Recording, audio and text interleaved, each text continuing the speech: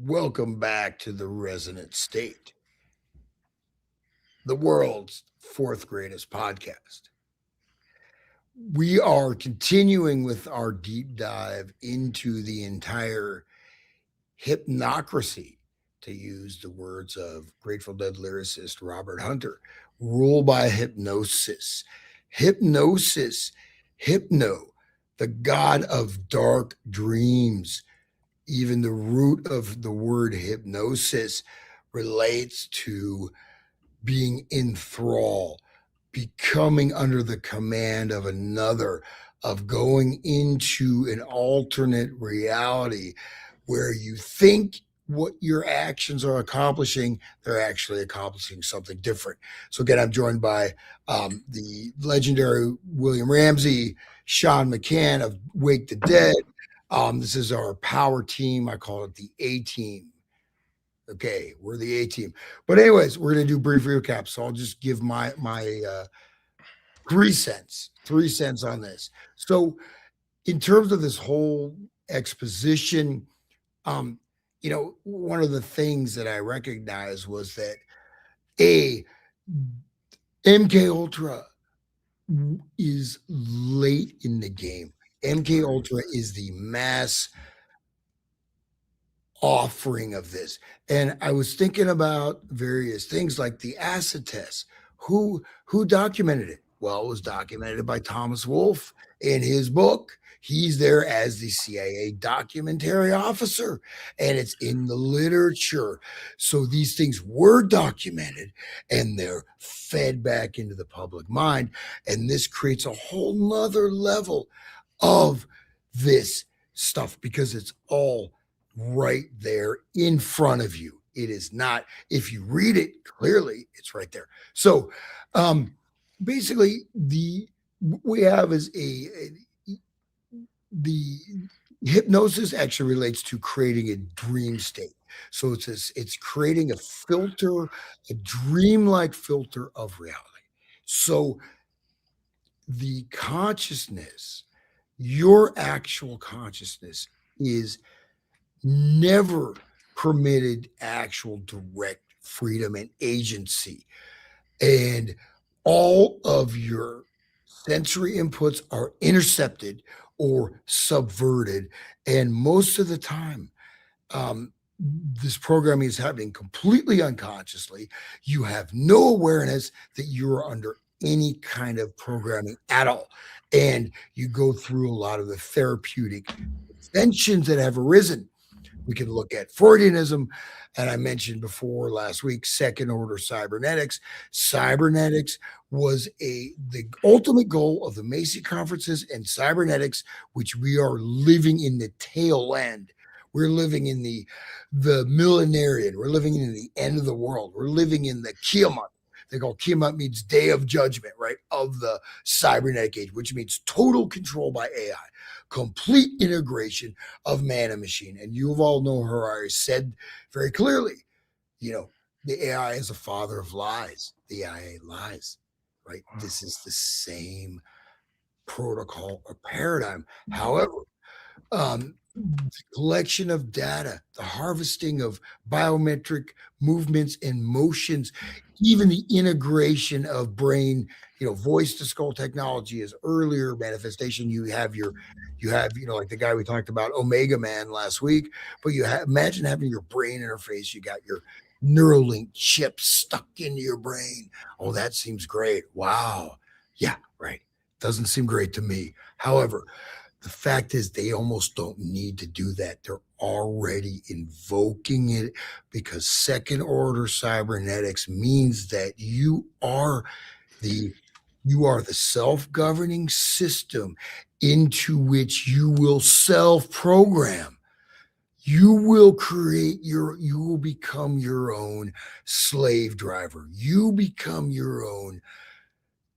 are both master and slave, and yet all these things are part of the same control grid. So that being said, ultimately, it's someone asked a couple of weeks ago, dehypnotizing. I have a lot of things I will offer on that in separate things, but to recognize that we live in a almost totally artificial environment. You go into any shop, the sounds, the lights, all these are hypnotic control cues. And the more subtle cues can often be the more powerful. So they don't have to be direct. You don't have to be walking around like, you're whatever, you're whatever you see, the hypnotic, you stab yourself with a sword or whatever. You can just see it all around you. And it is, most people they have completely lost their consciousness. And regrettably, all of us are in this. There are a lot of these layers of this we call hypnotic, which are basically, these are dream time sequences. So you never find your basic immediate conscious presence.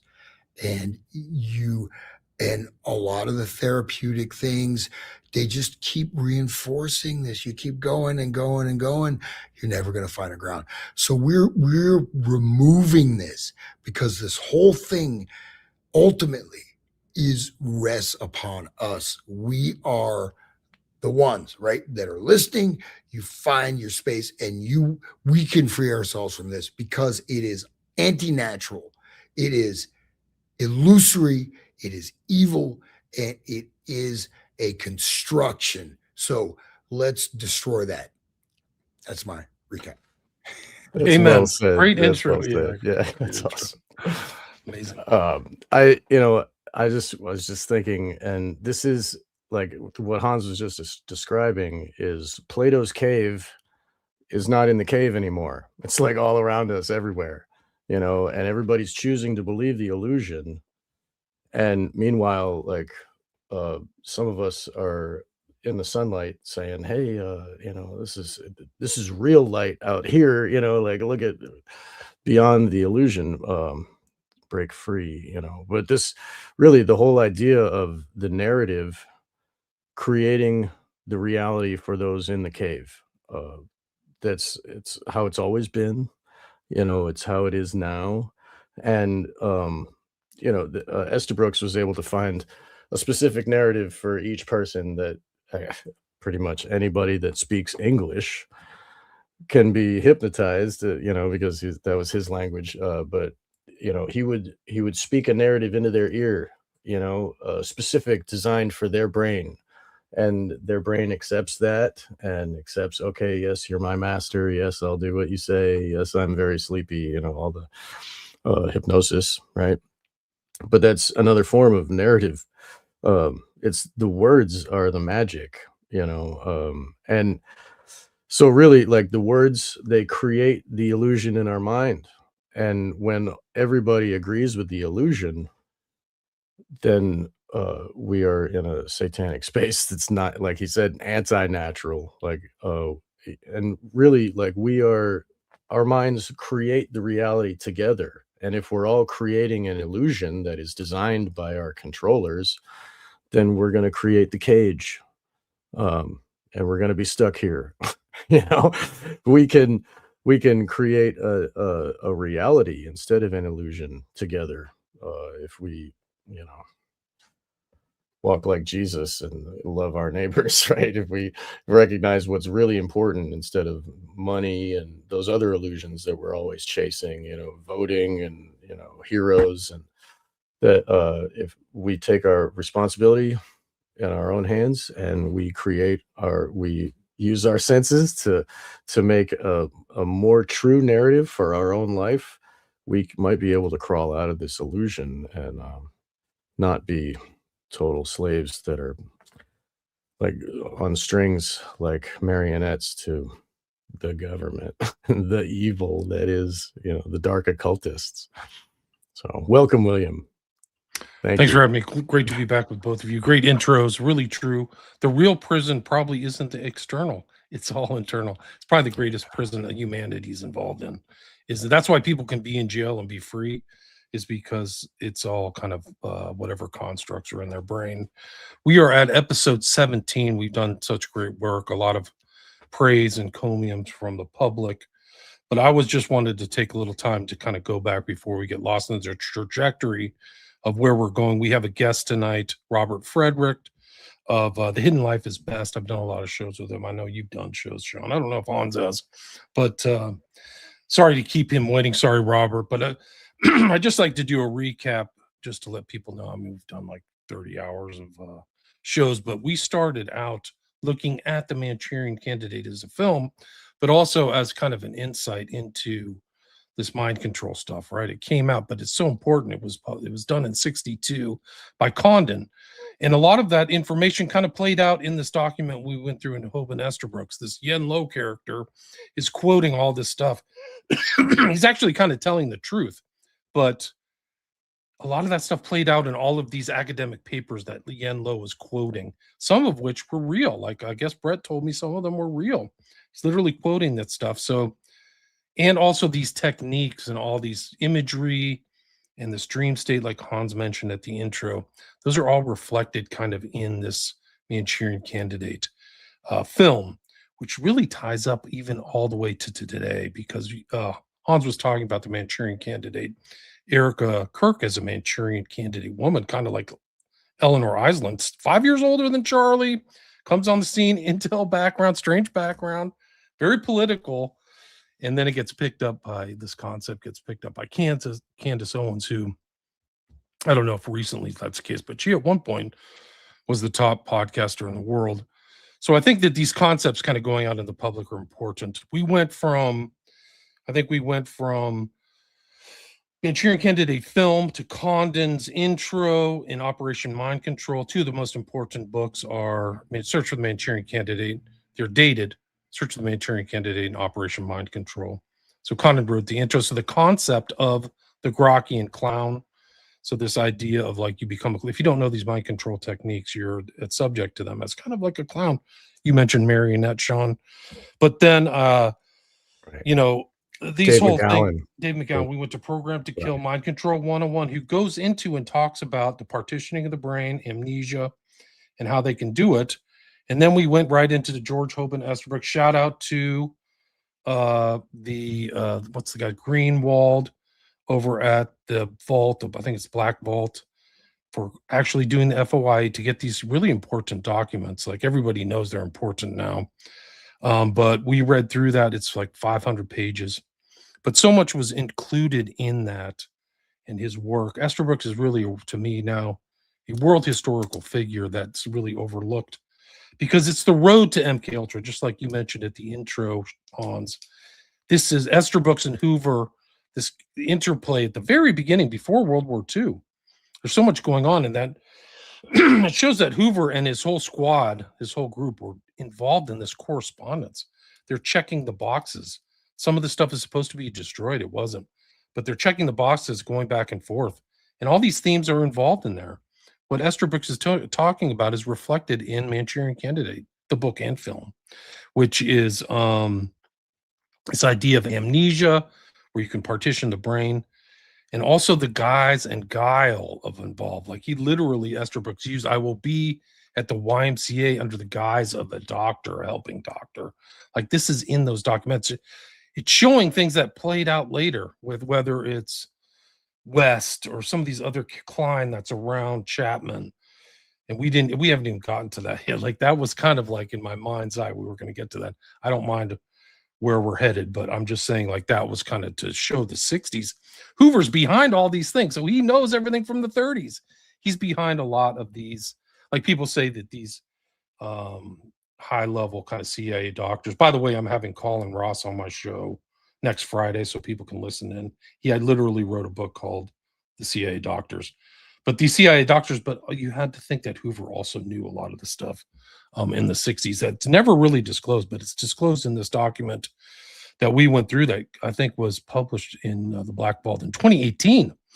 A lot of that stuff's interesting, his books and all that stuff. Hans mentioned Spiritism. That's one of his early books. The interesting thing about Estabrooks is he's involved in ESP very early in the 20s or 30s.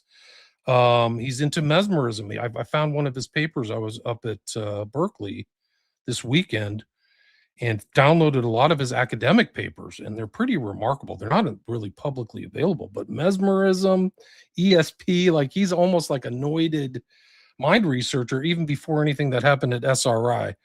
I also got a copy of Man, the Mechanical Misfit. So it's this concept of Ferrari where we're just robots, operational, basically victims of our biology. Also, these things that popped up in this thing are really incredible in the document. Erickson, William Joseph Bryan Jr. These big names that aren't even talked about. You can kind of see how far along people are on the MK Ultra path because they overlook a lot of this stuff. They always just start at 53 with Dulis's brain warfare speech in Virginia, and then to the official 1 week later, the official start of MK Ultra with 149 known sub projects. Right, to assume that we know everything is a very faulty assumption. It's also a faulty assumption to assume they destroyed all the records too. That's what Helms tells you. If you believe these guys at the CIA, I've got beachfront property in Colorado, I'll send you, or whatever. I mean, you are a person who thinks that if I told you credulous isn't in the dictionary, you believe it. So you have to take everything with a ever-sized grain of salt when it comes out of the CIA.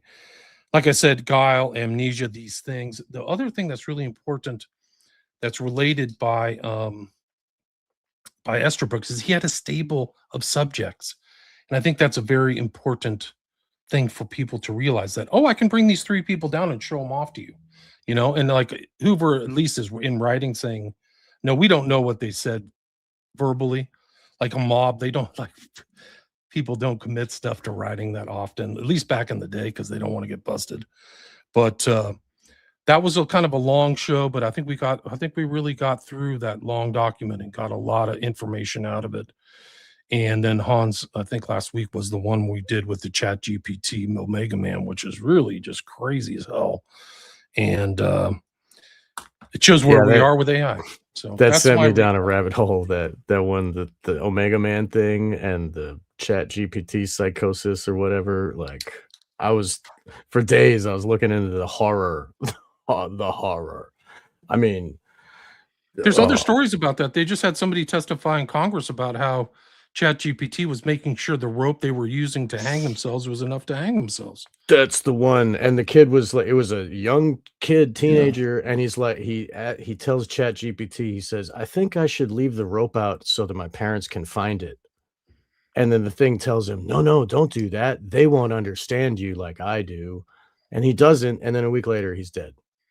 And yeah, so these people should be sued suing. out of existence. Of course suing. They should. Come on. This is a harmful product. It goes back to product liability. Melvin Belli, all that stuff. That's how he made his money. If it was a human, that it would go to jail for saying that and keeping them from. They should put the guys who put the program together. They're a causative factor. So, like the losers at the DOJ should literally prosecute these people for murder, in my opinion. I mean, this is like it's too much to ask for a dumb shit like Bondi, to ask her to actually think anew and kind of calculate these new things. She's a bonehead. That's why she's in there. I mean, we can go into these Epstein files. It's a government job. It's a total. They released all this. You can't even believe this. They said that no, there was no files in there. What they did is these files were duplicates, and they had other idiots at the DOJ black them out, so that if you take the 3 documents, the same document, they're 3 different variants of the blackout, and you can just see the whole thing. Oh, yeah, great. so that's a total government job. Or maybe the lower level people are like, okay, John, you do this, you black out this, and I'll black out that, and then every public will know everything, because it's either just massive incompetence or very skilled collusion between the lower level functionaries of the DOJ. So trust the plan, man. Anyway, they lied about everything. It's really horrible. Anyway, that's kind of I just wanted to do this recap. Robert Frederick, I'm sorry to keep you waiting, but that was kind of really important where we were and where we're going. I mean, we can probably do another 30 episodes. William, I just wanted to touch on a few things though that we really hit upon, that it's some of the amazing information we come up with. One of the things which you didn't get to in that second document about the education of children, the juvenile delinquent stuff, and then we go to that document from the city of Washington to, to Cuba or whatever. Remember that? And they're talking about applying these techniques and technology to children. and this thing. So I shared a link, and this is something that I've that basically I've put a huge amount of stuff together that I have to formulate. But if you don't mind playing this YouTube clip I just put on the share. This is this is from the Children's Record Guild. These were given free to preschools all around America. And this song is called I'm a Little Puppet. And I think I may have played it on another show with you before, but just to listen to this with the understanding of what they had, and then going back to the 1890s, 1880s, 1890s, and you see this correlation, and then there's a lot of cover up, a smoke screen. For example, the lady talking about telepathic stuff, the FBI, the next memos, we talked about that last week. They're saying make sure there's no references to the FBI or there's none of his books in the local library. And because you know what I mean, they don't want to remove books, burn them books. They just remove them. Large warehouses fill as quick as the cells. Rally around the family, pocket full of shells, right? It's like the song says. Group telepathy in 1920s. You know what I mean? Like, right. Deep into it. Amazing. Yeah. They want to come. If it was just some crackpot lady writing a letter to the FBI, why is it in the documents? Why are they telling them to search all the libraries and look at the books if there's any reference to FBI in any of his books? And if there are, get rid of them. It's just like the Rage Against the Machine sang. The other thing I missed too is the Seth things connected to Estabrooks. Right. The Seth transmissions are like one of the keystones of the New Age. Like they got spread out and dissembled. So he's involved with that. I forgot to mention William Saul Kroger and all the technology that's involved. We've seen the involvement of the lie detector test through Kroger with his weird strobe light type thing. And then also the FBI behavioral science unit. This is like a legendary thing with Resler and Douglas using hypnosis in their things, to bust Woody Harrelson's dad. And so that's around. So the document has all kinds of different facets that are really important and very relevant to us. Those guys were the first profilers of the serial killers that Dave McGowan was talking about. And they can expertly cover up all the, pertinent information. And, it goes back to Will said. Right. The dog told him to do it. Right. Oh, it was a dog. The neighbor's dog was barking. That's why he went and murdered. And it's like Estabrooks's Guile. Like, what? Well, we didn't know he was programmed. These guys are, the things that I shared about, I think I shared about Lanning, Lanning does not, and the FBI guy who's like talking about, there's no satanic ritual abuse. And then what's the guy's name who was like involved in McMartin? He's like, Lanning is the biggest Satanist since Crowley and Aquino. It's like he's like on the side of this. I think did I read it into this one, or I must have done it for another show? Anyway. Okay. Well, no, but it was what's the guy's name who was the FBI head who was involved in McMartin? Oh, the channel. He was on the Oberman, or not Oberman. But he said, like, I heard on his show that you used to work with Ed Opperman. Opperman, yeah. He said that that gentleman spoke with Aquino every day on the phone. Right, yeah. So there's a lot of questions about that guy. Right. Aquino was the program, was the handler, but I see in the chat, Robert Frederick has detailed the foundation of what these guys are marveling at, and that's true. And yes, Opperman report also in the chat. Thank you. But Robert Frederick is here. He actually contacted us, and because we're good friends, he's been on my show and he's been on your show, William, and he should be on Hans's show now that Hans has a show. So and because we mentioned the Seth documents, and that is pertinent to what Robert specifically was talking about. He's been doing a long deep dive on Midsummer Night's Dream, and it is incredible. Everybody should check it out at Hidden Life is Best. And could we welcome Robert on now? Gentlemen, we didn't play the clip, but that's hello, Robert. I didn't want to have. Can you send the clip again, Hans? Can you put the link in? I don't see it. Okay, it's on that. Welcome, Robert. Okay, let me do it. Thanks for letting me insinuate myself into your process here, but I had to bring you the OG of entertainment, mind control and entertainment, with William Shakespeare. But the guy who really wrote William Shakespeare also helped start MI5, MI6, and those are the guys that invented MK Ultra. From the little bit of research I've done into MK Ultra, and basically, yeah, everything you've been talking about relates back to the Shakespeare plays or to my personal experience with regarding to Seth and hallucinogens and stuff. But the mind control in the Shakespeare has just completely blown my mind. It's like I have like 10 plays left to watch, but I'll watch a new play and it's all about mind control, like The Taming of the Shrew, where he completely sends Katerina's brains into mush such that she calls the sun the moon. That's the whole point of the play. Wow. And it's a comedy. And even women like it. And it's 2 + 2 = 5.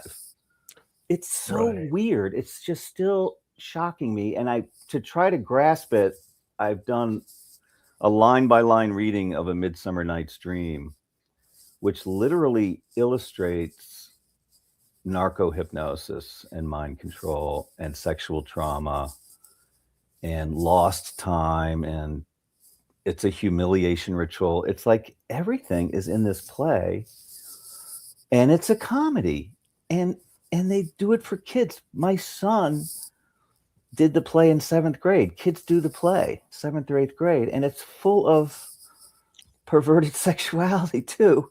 It's like I kind of can't believe it. I still can't believe it. I've spent months on just this one play to try to grasp it. And so I just had to like pop my head in and say, let's at least confront Shakespeare. And there's 4 plays in particular. The first one that comes to mind, of course, is Macbeth, who's literally a Manchurian candidate, who's mind controlled by the witches, who the language around the witches is that they are intelligence. Back in the day, they were called intelligencers, and the witches are known to have intelligence. And they immediately mind control Macbeth. He's wrapped. That's the word that's used. He's wrapped. He's taken away. He's in another world. And and he's a great fighter. It's just like everything you guys have been talking about. They find someone who's already sort of predisposed in this direction. But literally, and Macbeth becomes a mind-controlled assassin who murders the king, foments a civil war, and who's the hero of the play? It's the English army who out of the goodness of their heart, invade Scotland to take over the country. So it's literally a blueprint of building an empire. It's incredible. And this just goes throughout the plays. And then to top it off, Francis Bacon, who wrote many of the plays and oversaw the project, it was an entire project, is a mind control project, but he helped start MI5 and MI6. And that's normie history right there. He was right there with Francis Walsingham and William Cecil. He invented a system of cryptography at the age of 16 and was involved in English intelligence his entire life and operated at the highest level of the Elizabethan and Stuart governments. So this whole MK Ultra thing, there's a direct line from these plays to MK Ultra.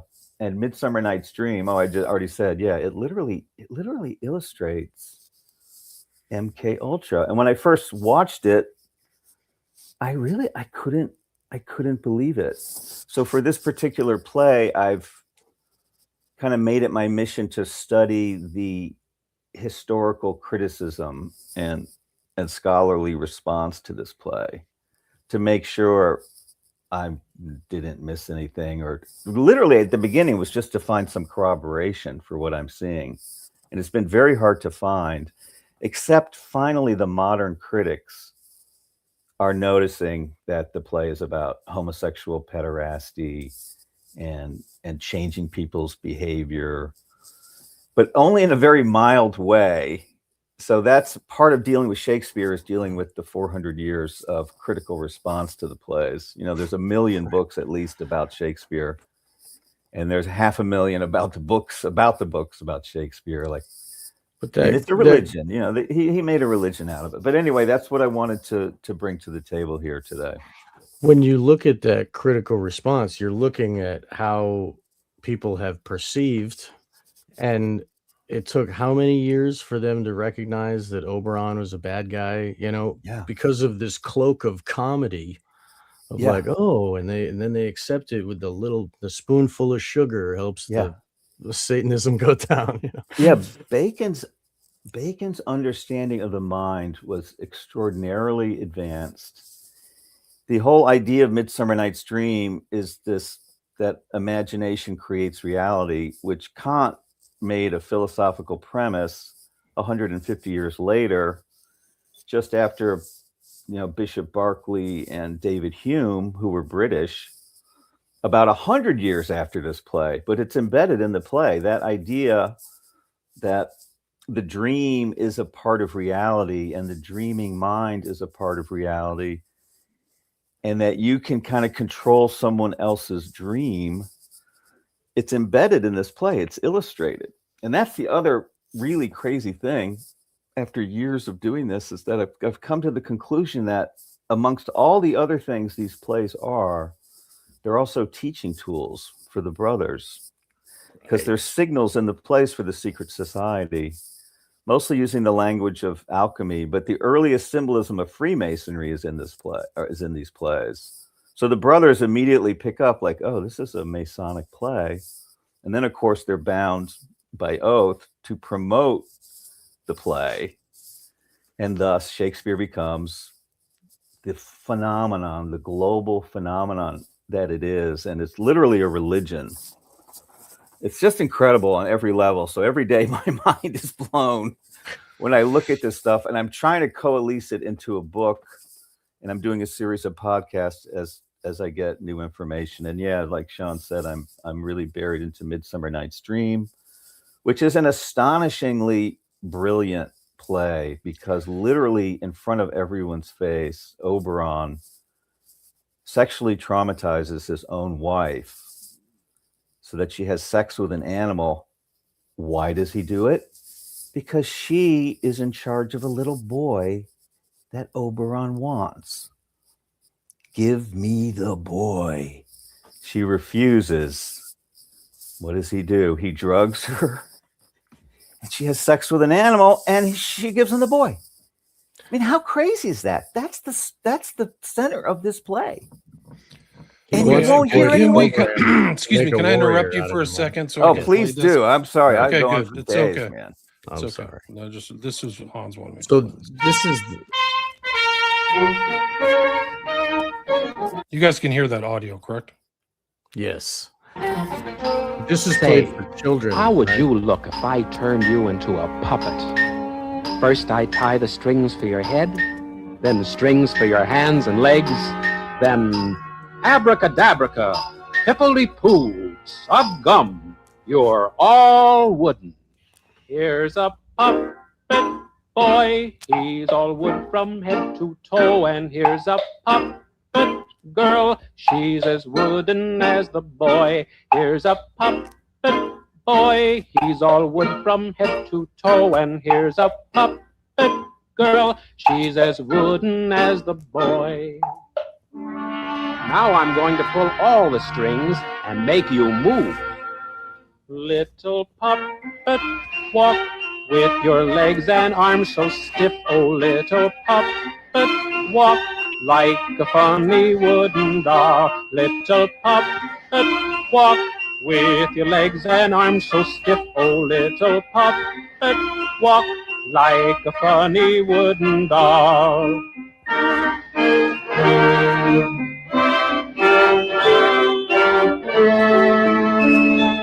Turn your head,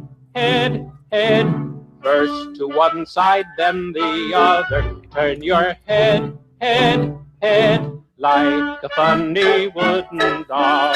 Turn your head. The timing is all weird and the Do you noise. want me to play the whole thing, Hans? Yeah, just play. Let me say briefly again. This was played to millions of children for the nap times all across America. Children's Record Guild, which was actually a communist-funded organization. We could do a musicological analysis. These are for little kids, very research types of frequency. Notice as it goes on, and this will be played every day. Every day.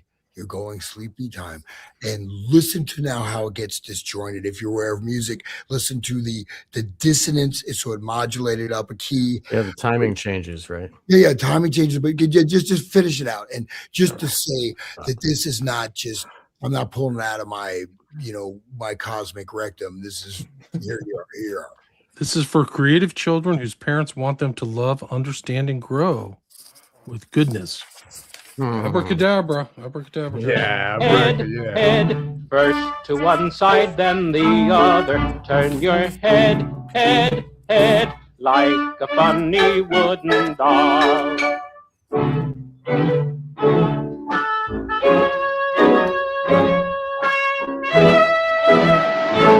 More Lift modulation. your arms up high, lift them up and down, you drop them. Lift your arms up high like a funny wooden doll.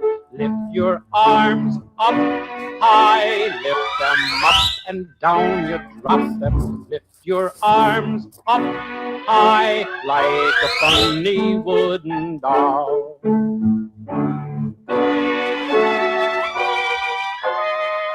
Drop them. Touch your toes. Keep your arms and legs so wooden. Touch guys your right toes. Can you touch them with your nose? Lower. You want more, Hans? Keep going. You're muted. You're muted. You're muted, bro. All right, let's go. So yeah, it keeps going. We don't have to hear all of it. It's, if you look at it in terms of a musicological analysis, it's quite complex piece of music. Okay, lots of key modulations, lots of dissonance. You have that whistle. This creates a neurophysiological reaction, like zoom. So there's stimulus response. It is extremely deep programming, and in terms of, if you understand classical music or whatever, the key modulations, and it goes on and on. We only went through, what, even like a third of it. It keeps going. It gets more and more intense as it goes on. Just, I don't even want to listen to it because it's Thank you. wooden puppet.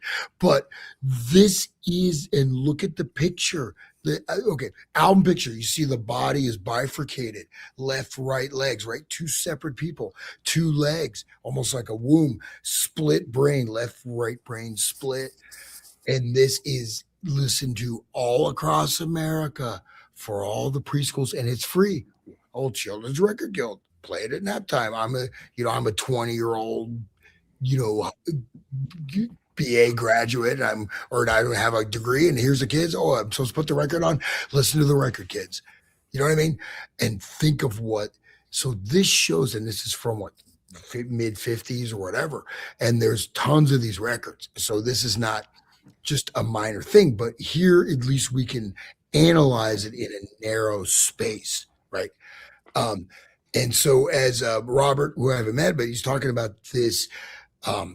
This idea we see is this, that your consciousness creates reality. Well, the loss of objective reality, you could say the Kantian perspective, idealism, and you see this going into cybernetic system theory.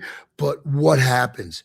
If you go into this space, you become the Omega Man we talked about last week, right? So, you know what I mean? But at the same time, and I'll just say this last thing, I think what we have an inversionary principle, we have the alpha state and the beta state, technically brainwave. So your outward directed conscious Awakened awareness is inward directed, which creates intense stress, continual trauma, continual anxiety. Your alpha state, your dream state is projected outwards. So you're living in a dream that is programmed through all these various types of media inputs. Human organisms, the human mind is immensely complex, right? Our brains are the most advanced thing on the planet. So it takes a lot to exert complete and total control. And then last thing I'll say is, as Robert mentioned, is there's so much encoding for various levels of this initiatory hierarchy that has been around for many thousands of years, not brand new. Now, whether the new initiates are the same level, but there's many initiates on various levels of knowledge, but there's various encodings that are there. So someone who's an initiate will see this album cover and they'll recognize we have the split, you have that, the bow tie. I mean, look at that. I mean, imagine this being programmed into you. And again, that whistle, that whoop, that's creating a frisson. It's creating a rupture state. So basically what this is programming is a continual state of perpetual illness, a magnification, neurosis, psychic fracturing, even psychic fracturing. You could be totally normal on the surface. Your mind, you never have your own consciousness. Leave it there. All right. Let's get back. How about get That's back great. to Midsummer Night's Dream, maybe? Yeah. 1 second. With the Midsummer Night's Dream, there were children singing in the opening segments, right? To lull the audience to sleep, right? There was musical segments. The film starts with a relaxation technique of water. A lot of films start with water, soft music. But the principles of that song are, absolutely in Shakespeare. There's songs in a lot of the Shakespeare plays. And Francis Bacon said, the theater is to the mind as the bow is to the fiddle. And it is well known that people are more affected in groups than alone. And it's actually easier to mind control people in groups rather than alone. And the music is just an adjunct to the language, because the power is in the language. In the beginning was the word, and we make up our world through language.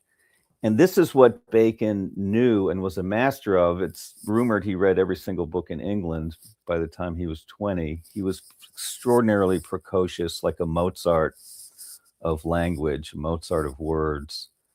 And there's a very sophisticated use of language in the plays, and all the techniques you just mentioned, Hans, are in the play, mostly with language. But of course, no, there's characters and they have costumes on. There's constant use of music. And a lot of this goes back to ancient Greece and this intense study of the theater of ancient Greece, but then turned in on itself for specific techniques that's a great example. That crazy song is in a way what the plays were also designed to do. And they worked. They were used as propaganda, and they turned people into puppets. And it was so successful, England became an empire. It wasn't an empire before these plays. And it's really just, it's incredible, but that is the power of theater.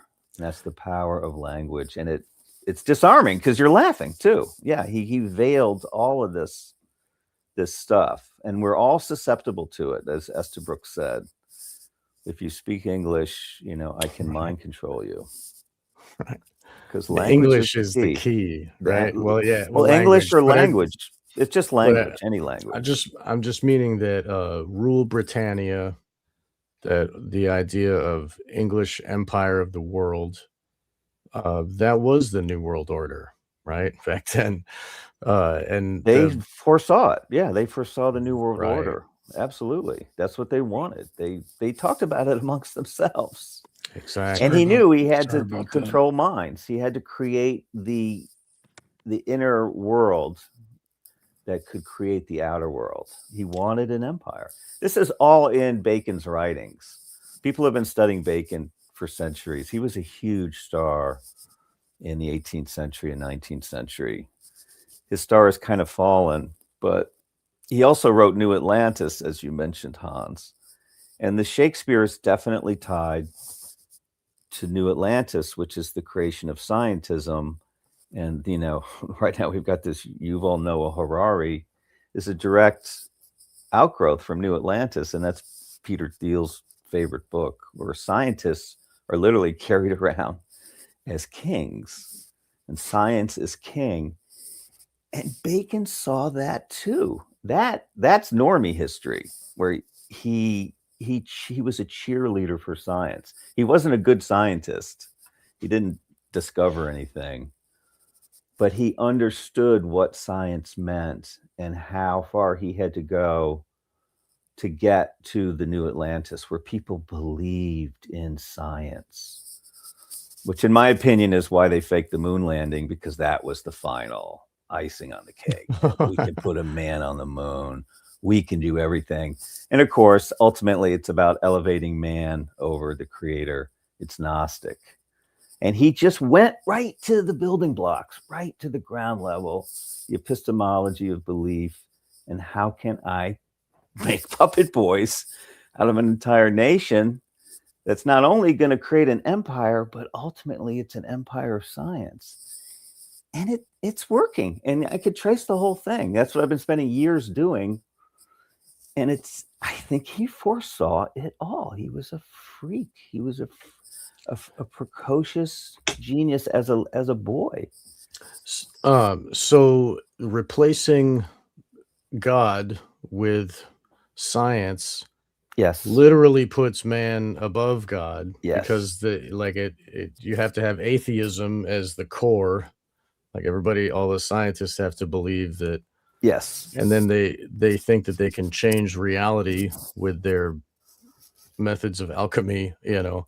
Yeah.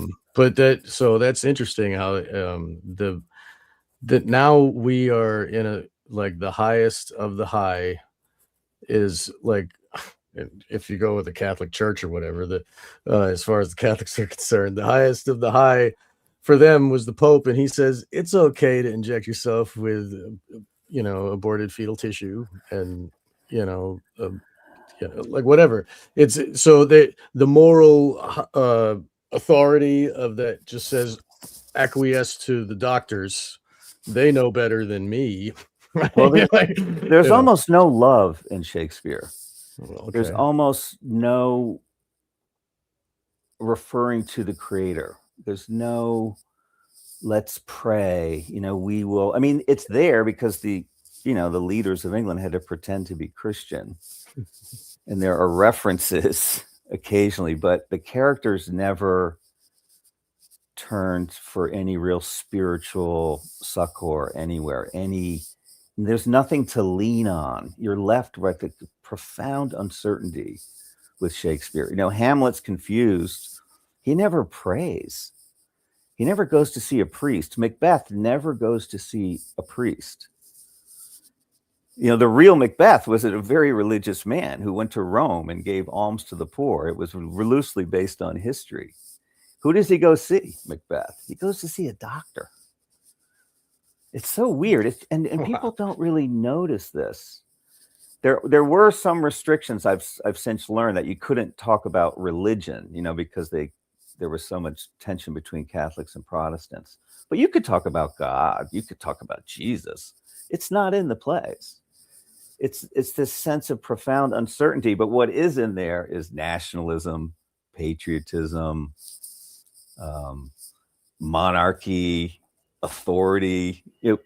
Shakespeare somehow has this reputation as a humanist and a lover of all mankind, but he hated all mankind. All the commoners are like dirt, and the people to be respected are the monarchs and the nobles. The commoners are Caliban, right? Yeah, Caliban, the commoner who doesn't get initiated. He's left out of the initiation. Three people don't get initiated. He's all hairy on the drunk. Island where, right? What's his name? Huxley took the name of his book, Brave New World, and I think his second book is named for the Tempest too. And Kubrick's first movie, by the way, has heavy Tempest overtones. If you've ever seen Fear and Desire, there's a heavy Tempest underlay to the kid that goes crazy and kills that girl. He starts talking about the magician Prospero. Huh. Yeah. And which is the ultimate mind control play of all, is Prospero, who's known as a magician, and he completely mind controls the entire island and has such incredible powers because he has an invisible spirit named Ariel who can create a storm and bring people to the island, and he can just completely reprogram them. And Prospero, early in the play, does the handshake induction on his daughter Miranda. He grabs her and says, "Sleep." And she falls down like a sack of potatoes, just like the YouTube videos of the Ericksonian handshake technique. Sleep. And they literally say it in the play. Listen to this quote from Sebastian in The Tempest. "I do, and surely it is a sleepy language that thou speakest out of thy sleep. What is it that thou didst say?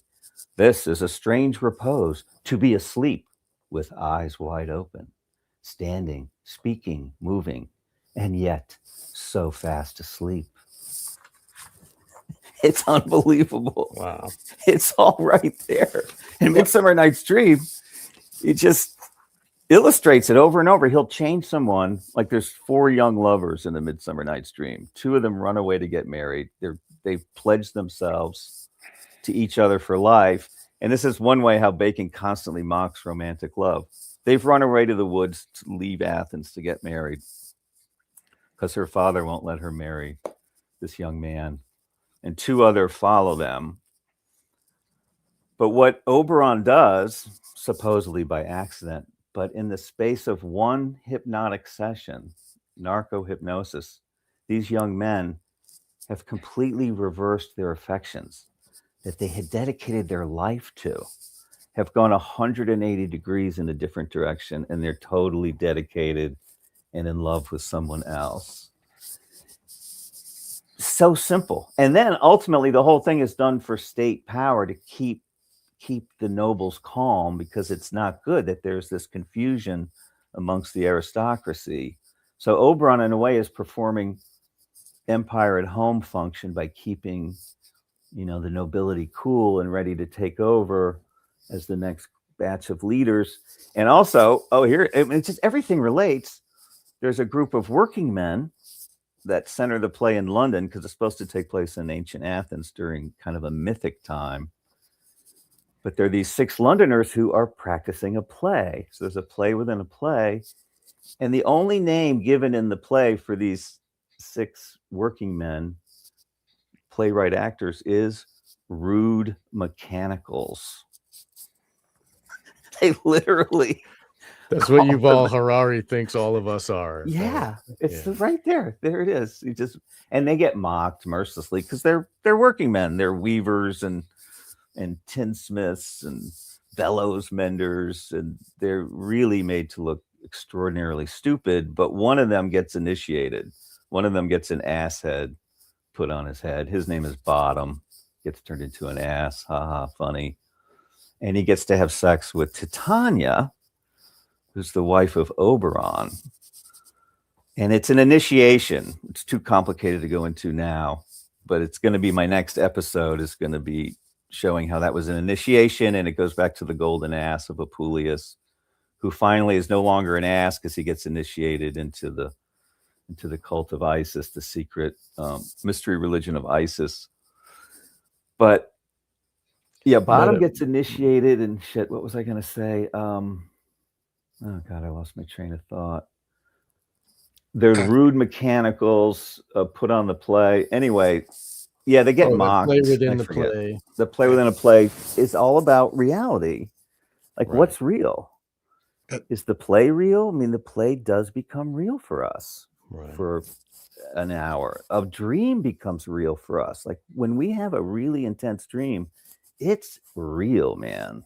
And you feel it is real. And you're shook up or changed, maybe for days or weeks, a really powerful dream.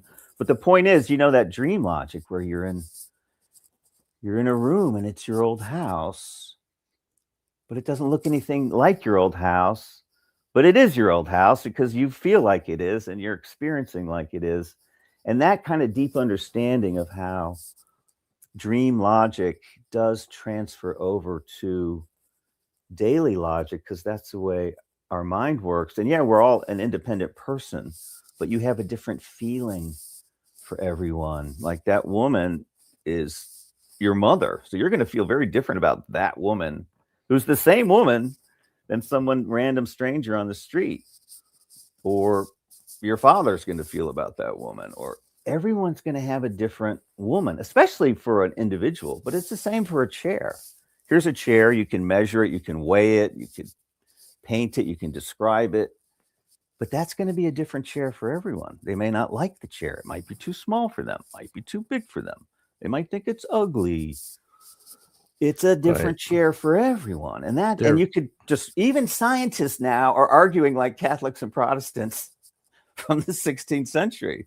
They're not certain what it is. Oh, scientists, that's all empty space, man. There's protons and electrons. That's all that is. Or, and the scientists are all screaming about plasma or dark matter or string theory or Copenhagen interpretation. They don't know what it is either. We really are living in a world that we create, and we have to know that. And I think what Bacon did is split it up so that he I don't know, this gets confusing, but he kind of wants us in a material world so that he can more easily lead us by the nose and make us puppet boys. When in fact, we really have to guard our imaginations and our thinking, because we do create our reality in our thoughts and moods, even if there is another reality out there, which Kant said, it's just that we can't fully know it because of our need to put it into a phenomenal state, into a world of time and space, and our feelings and our memories. So we need to be trained in a new way, like you're saying, Hans, that we're not so influenced, that we influence ourselves, or we're influenced by very positive things. And I think we are getting there. I think humanity's really being tested by all this media, because we are so easily influenced. But if we can just know that we have to be on guard at all times about what's influencing us, that we can create a positive world. And that's pretty common knowledge these days, I think. But it's so easy to fall back into a strictly partisan emotional response to the world, which they create, which I see on social media. And, they did it so brilliantly in the last election where, this trans thing, this open borders here, man, you're like, fuck the Democrats, I'm voting Republican. You're like, I've been totally manipulated. But they're brilliant at it. They're really brilliant at it. But I do think we can pass this test through more awareness and stuff like what you guys are doing.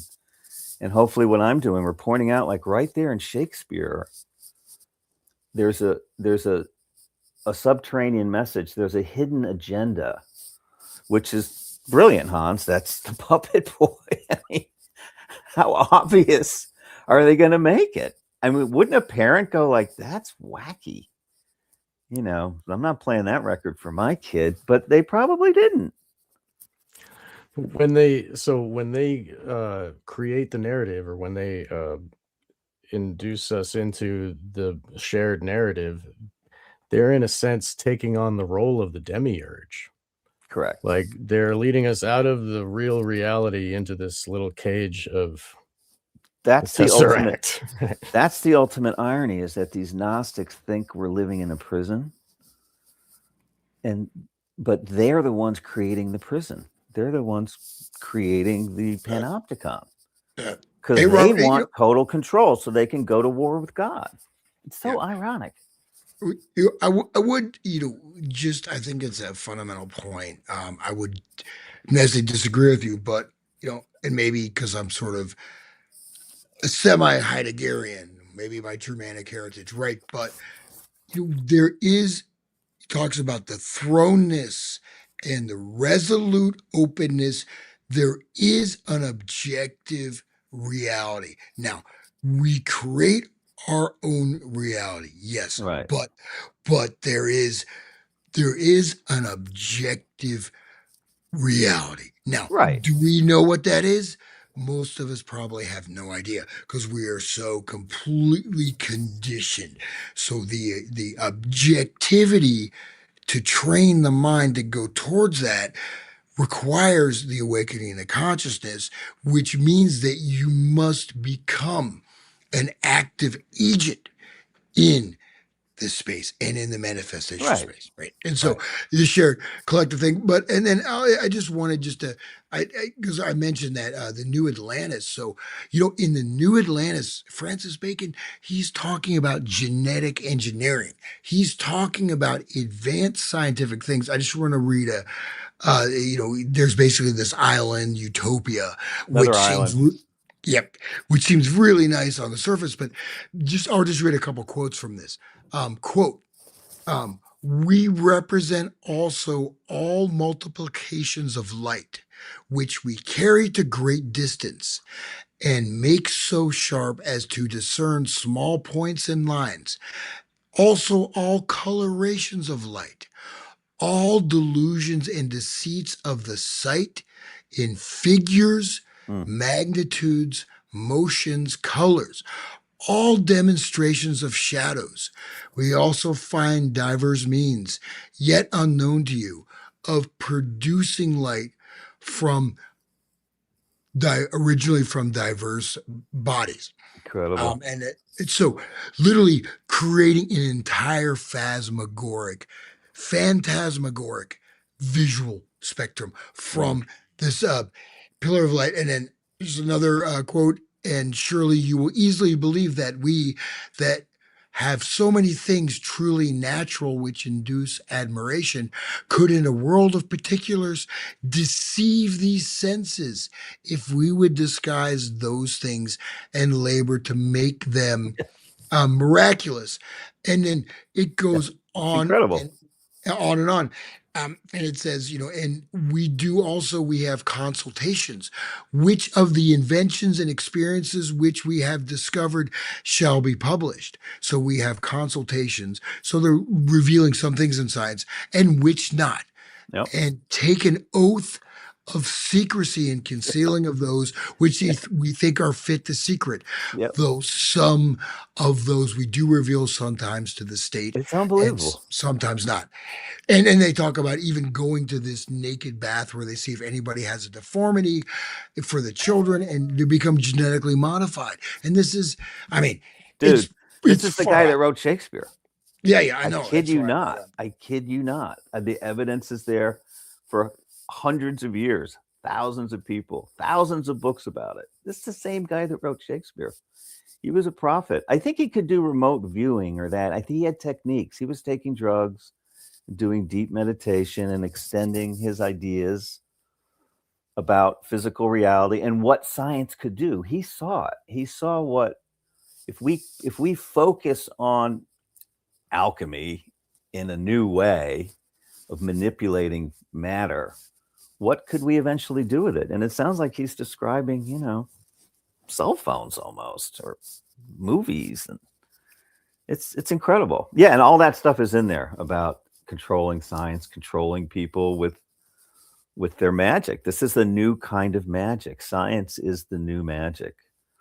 And he took alchemy and made it into science, but it's really still alchemy, which is magic and which is meant to elevate humanity above God. That's literally what they thought.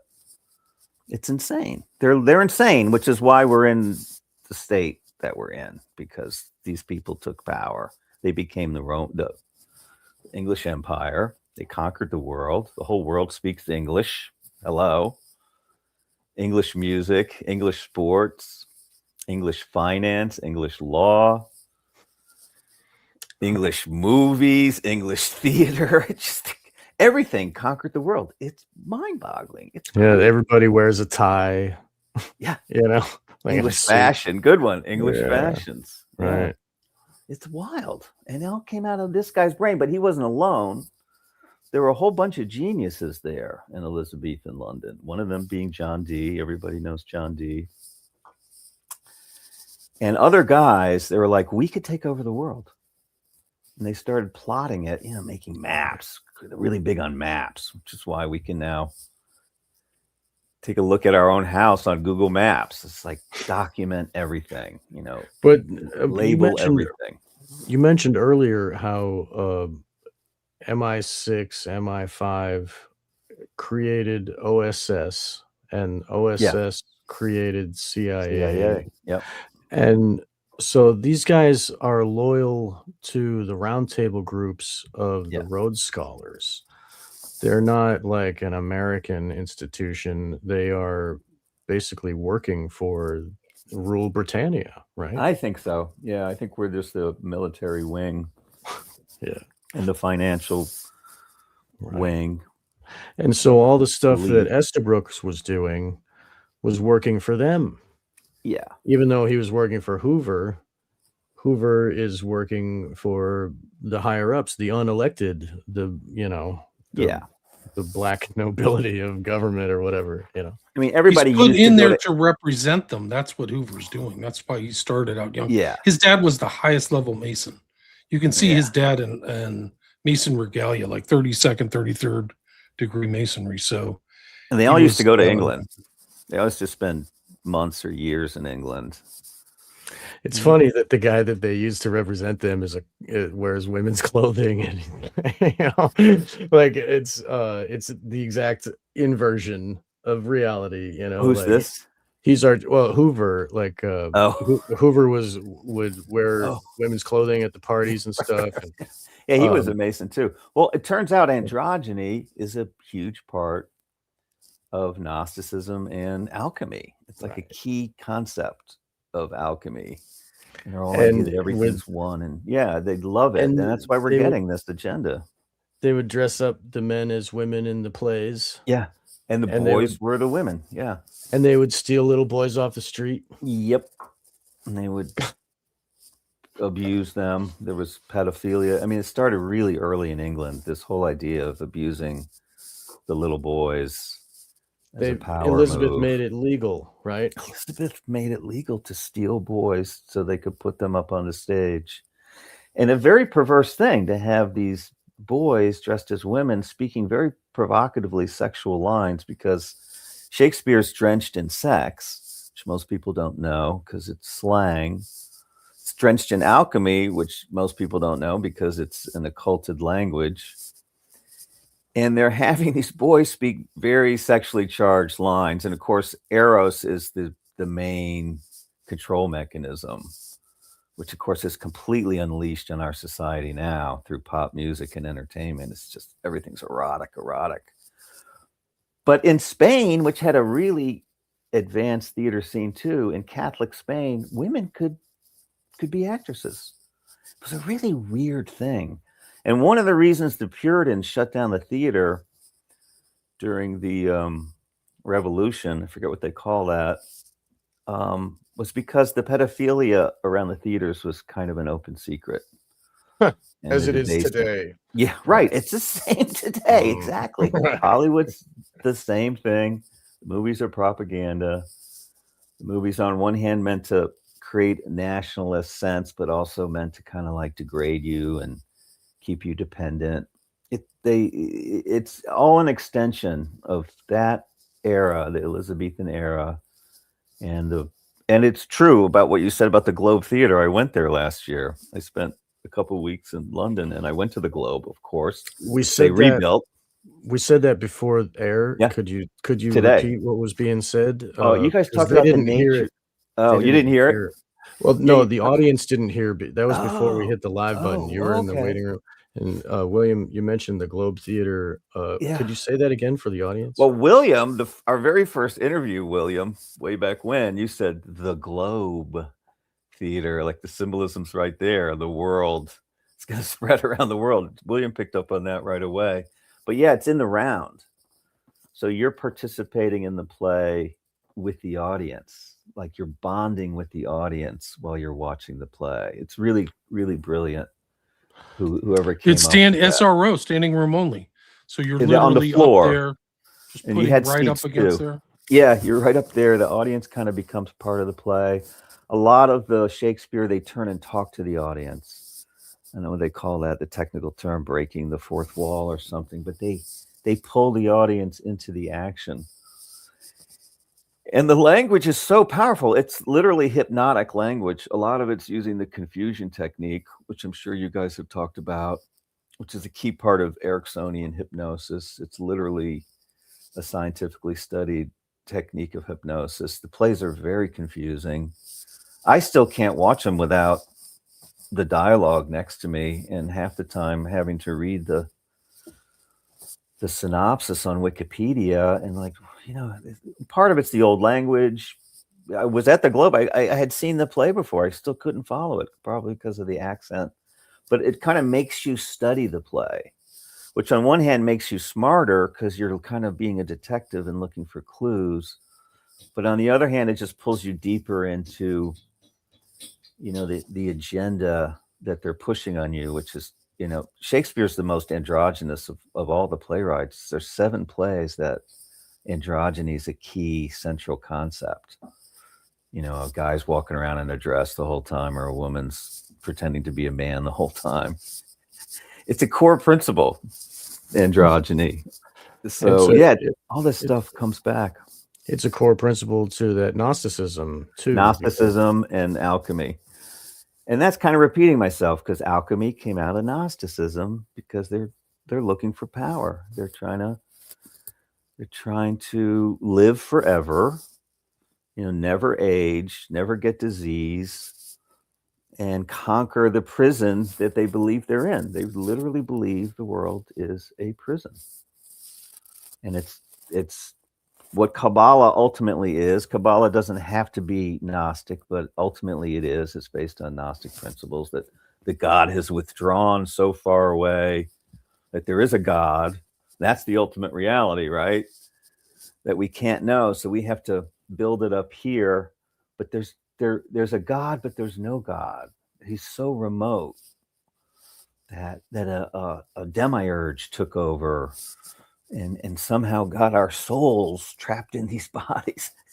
And it takes our effort to get out, right? It takes out man's it takes will, gnosis, it takes knowledge, which used to be you weren't going to be reincarnated here.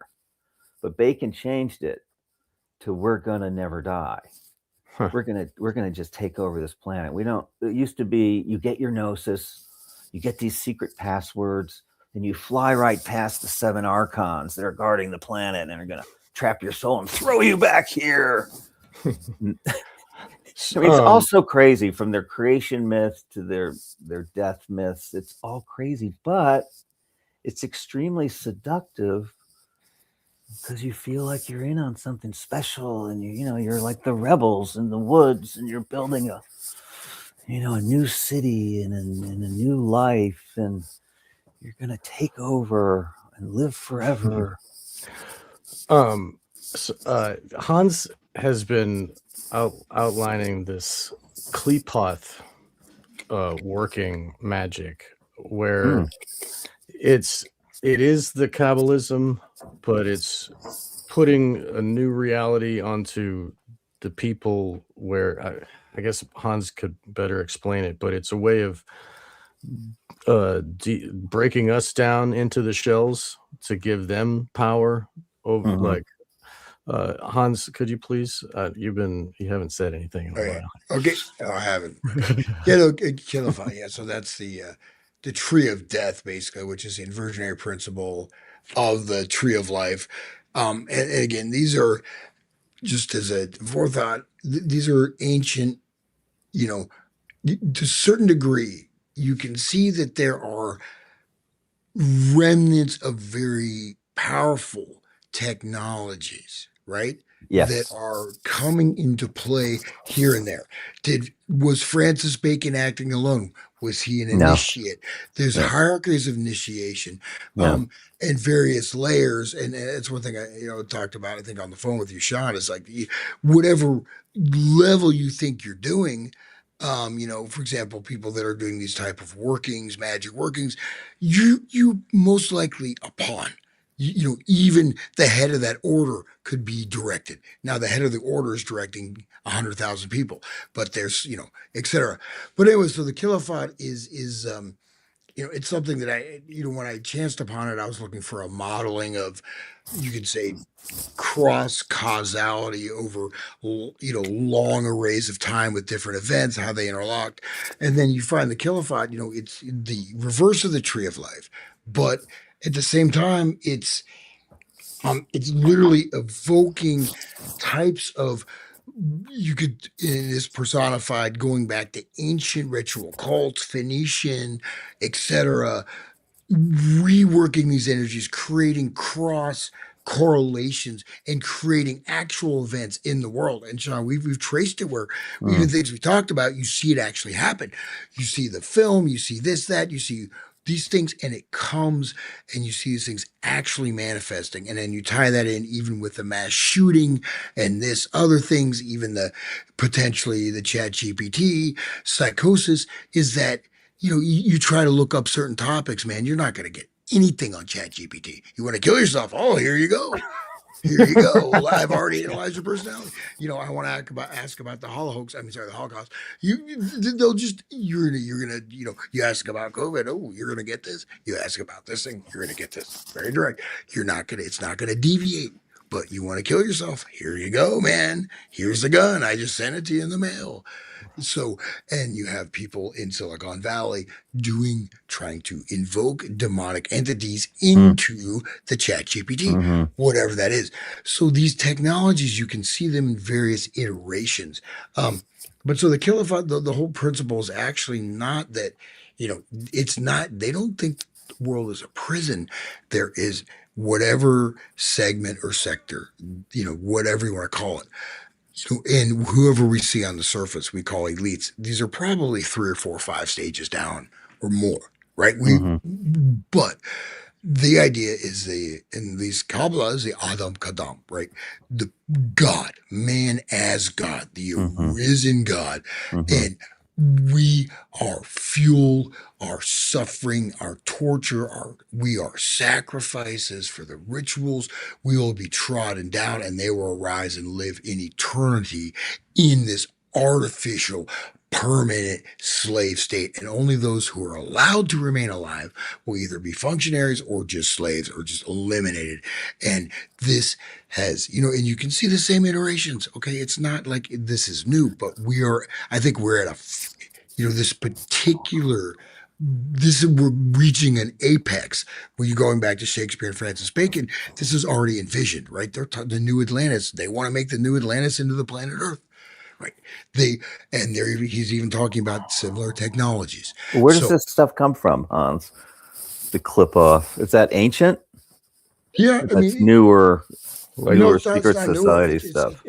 No, it's just ancient. It's very ancient. I mean, this actually, it's a compilation all the way, back to whatever beginnings of human history, at least in terms of any kind of cultic practices and this and that. So the Kabbalah is a very. I don't know. Don't you think this idea of man being greater than God is relatively new? It's not. It's ancient in terms of birth, probably around the time of Christ. No, way before that.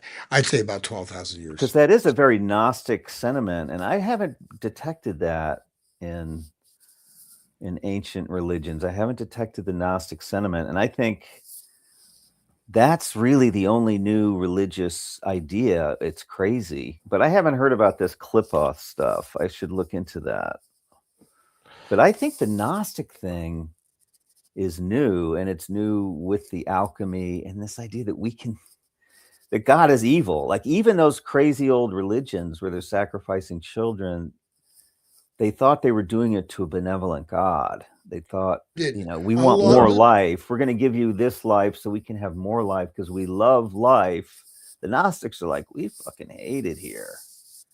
Like we gotta get out of this place. Like the Phoenicians were paying to kill babies. I mean the Carthage and I don't know if they love life too much. Like, well, I think they did. It was like if they're gonna like give you the best thing they have. Well, they can but get more really, life, to make it but rain. it becomes a system just like money, where like, okay, these are the rules of the system. We're living this way. This is the structure of our society. Okay, I need to buy a baby on Saturday because I've got this thing going on and I got to do. It's just part of their reality, and it's not like they're. It's weird. It's like the way that we understand money. It's like, oh well, I gotta get a new car. I gotta get these paper dollars.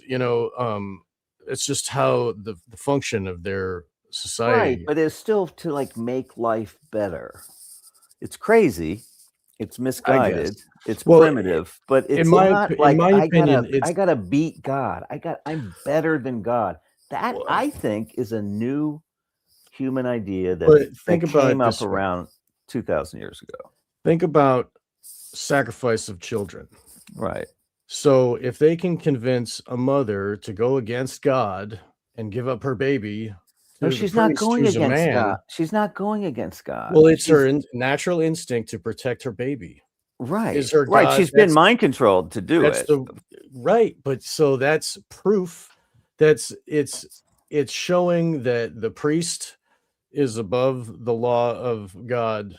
The priest says, "Give me your baby. I'm going to kill it." That's your idea of God. Their idea of God is that the God wants a baby.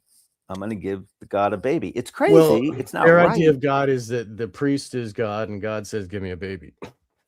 You know what I'm No, the saying? priest is the priest in between the Yeah, human and God, but they're trying but to the please God to get more life instead but of the destroy life. The Um, Gnostics the priest literally gives tried to them the destroy story. life.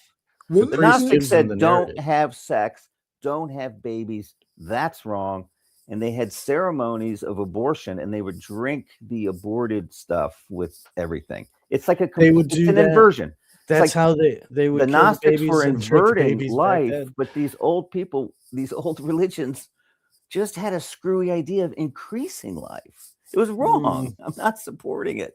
I'm just I saying it's different. In my studies that I've come sure. through the last few years, that something really did happen with the Gnostics, where um, they were trying to destroy life, like literally.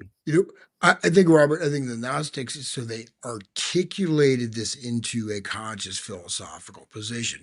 But you Absolutely. look at some of these ancient gods, these gods are like, Cthulhu monsters. They're demonic and terrible. So, reality by itself, God will destroy you. You're going to sacrifice so you don't have Right. pestilence or fear. So, it's Right. not out of increasing life, it's out of fear and Right. protection. It's And it's still a pure, fear. you're living in an evil world. So, in Right, this but sense, that's normal, right? Because you see it is animals normal. getting Yeah, I guess in eaten, you that way it's see normal. hurricanes, you see bad things happen. You want to live. You want to live. So what do we have to do to Right. live? And they screwed up. They said, well, give you some babies and let us live.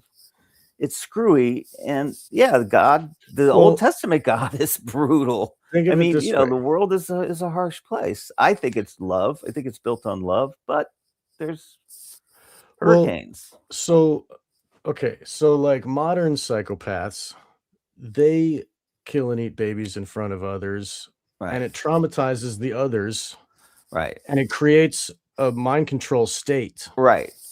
So who's to say they weren't doing it for that For their back own then? personal power. No. Back then, they Right. were Back doing then. the child sacrifice To for increase their mind control. oh, agreed. So, Absolutely. because it traumatizes the Yes. society, it creates more compliance and Yes. dissociative agreeing with evil. 100% agree. So, Yes. like that, I mean, like the people that are giving up their babies might think, oh, this is for life.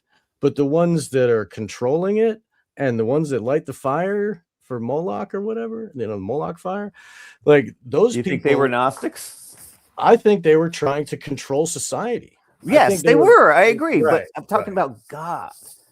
Like Well, society, yes, that's the same. They want power. There's an elite. They want to keep the masses at exactly. bay. And They they want use to God as the narrative. right. This is God, Agreed. blah. God wants your children, give them to me. God wants your Right. slavery, give it to me. Like, Right. so like 100% that's agreed. really like they're in that way, they're But they were creating still worshiping that God. And the Gnostics are shitting on the God, like literally, and thinking And I think this is where Bacon came in, and this is where scientism came in, because it was new. It started with alchemy. Is we can take over from God, F God, we're God, and that's Right. different. Even those priests were using those poor women and their poor babies to mind control them. 100% agreed. Increase their own power. I think they still were doing it in a sense to please God. And that's what the Gnostics changed. And that's why, that's why we have, like, they're trying to grow babies in laboratories. They don't want women to have babies. And that's just the same as the Gnostics. Well, they want to control everything, right? They want to control everything. So, of course, there's a direct line from this kind of satanic. But, you guys are just talking about the church and Christianity kind of using these techniques for their own personal power. Like, who's really the altruist? I mean, I guess there's a debate in philosophy, like, can you really even be an altruist? I don't want to get into that because the whole philosophy thing. But no, I see your point. I mean, in a way where I'm nitpicking a little bit. But for me, I think it's an important point that Gnosticism represents a real radical change in human consciousness. I could be wrong. I could be wrong. Like the Jacob Frank and the Sabotage Zevi type of inversion type stuff. Yeah, he was a straight up Gnostic, and he was doing that stuff to hasten the chaos in the world, to end this world so the demiurge would fail. I think they thought the Messiah was going to be, the pleroma breaking through and liberating them from this horrible planet. See, the irony for me too is that science has proven that life is unbelievably rich and beautiful. And our bodies, just one human body's infinite. You have like 2 trillion cells in your body communicating instantly with each other, and each cell has 400,000 molecules that are dancing in choreographed, symphonic ways that we don't understand. And science has to admit, we don't know where the first cell came from. It's too complicated. It's a miracle. One cell is a miracle. You're made up of 2 trillion cells. So you're not a miracle. You're 2 trillion miracles. And science tells you that. And we should all be like, wow, what a place, man. I can't believe I'm alive. Oh, God, so beautiful. Instead, it's like being traumatized. Because we're traumatized by Oberons and Prosperos and our own, dark impulses and our own fears. Like, children are naturally fearful. Right. And trying to grapple with it. I do, sometimes I think humanity is not growing. It's a steady state. And nothing new under the sun. And everything's the same. There's just more of everything. There's more images. There's more sound. There's more people. There's more food. There's just more. It's the same, but there's more. But I think we are advancing morally. Like, you can't sacrifice kids out in the open anymore. Well, I don't know. Nobody's going to jail for those Epstein files. Like, what the hell, man? I know. Wouldn't that be great? Like, come on. But who runs the jails? I mean, we better keep voting. Yeah, let's vote. I mean, we're getting into areas that we can't really know the answer, and it's Heidegger or it's Kant or what is actual reality.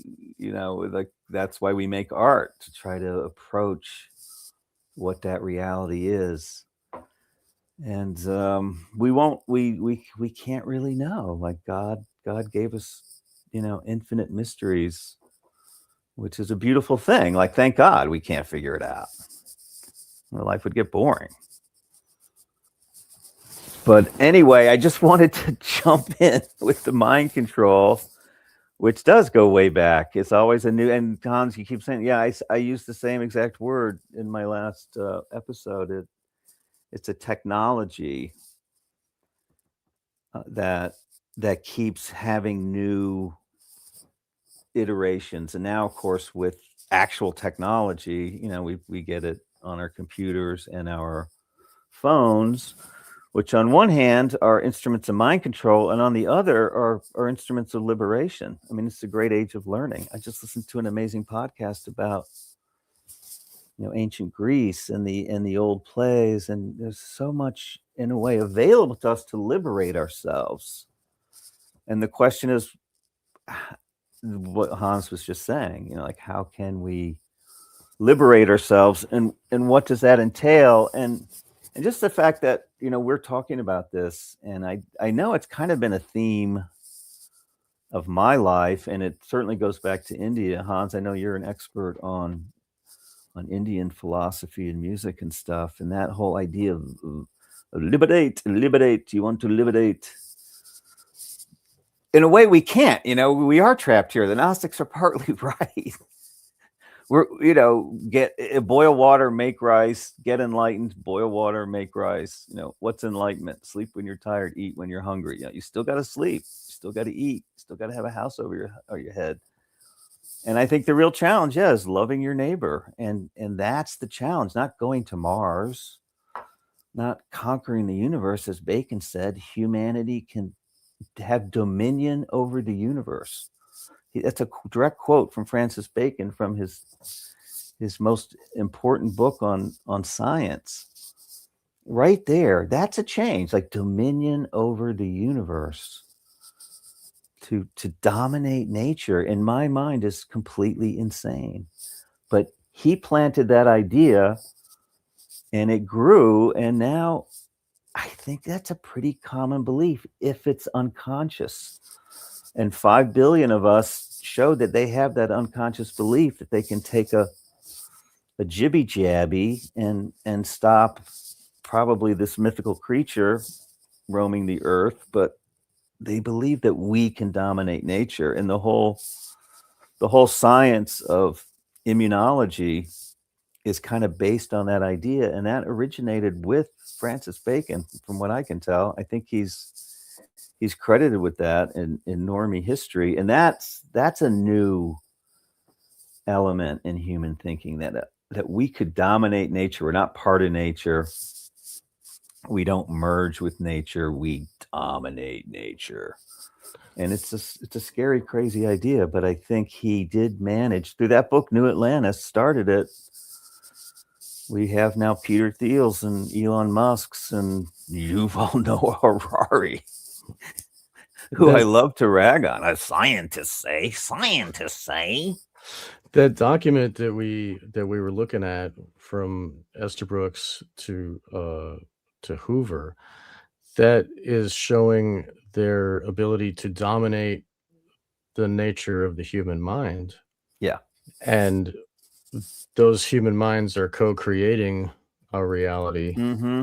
So there you go. In a way, they are dominating the new reality, especially with the like you said, the doom scroll of the phone and the TV news, and luckily that's becoming out of favor now, and people are going to other sources. Yeah, we're doing this, but we do know that hypnosis wears off, and that there is a core.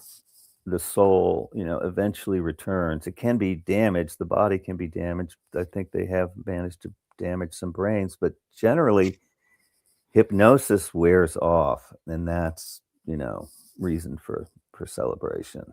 That's why they have to continually, as I'm not telling you guys anything, continually reinforce the programming. Yeah. And undoing the programming is very, very difficult for various reasons, but hypnosis wears off. I think it's really important to remember that, and humanity returns, and love saves the day. And that's why they're going to lose, because they have to lie, and they're up against this, this wave of love, essentially, that we all are. And eventually they're going to eat themselves or something, like they can't. Probably. They're shoveling water against the tide. They've been extraordinarily successful, since the publishing of New Atlantis. It's really remarkable, but it's got to end. It's against nature. Yeah, even the SRA victims, the programming wears off when they get to be 28, 30 years old. They start to Exactly. have their memories back again, and Yeah. the brain just it wants to fix itself. It Yeah. it loves itself, and Right. you know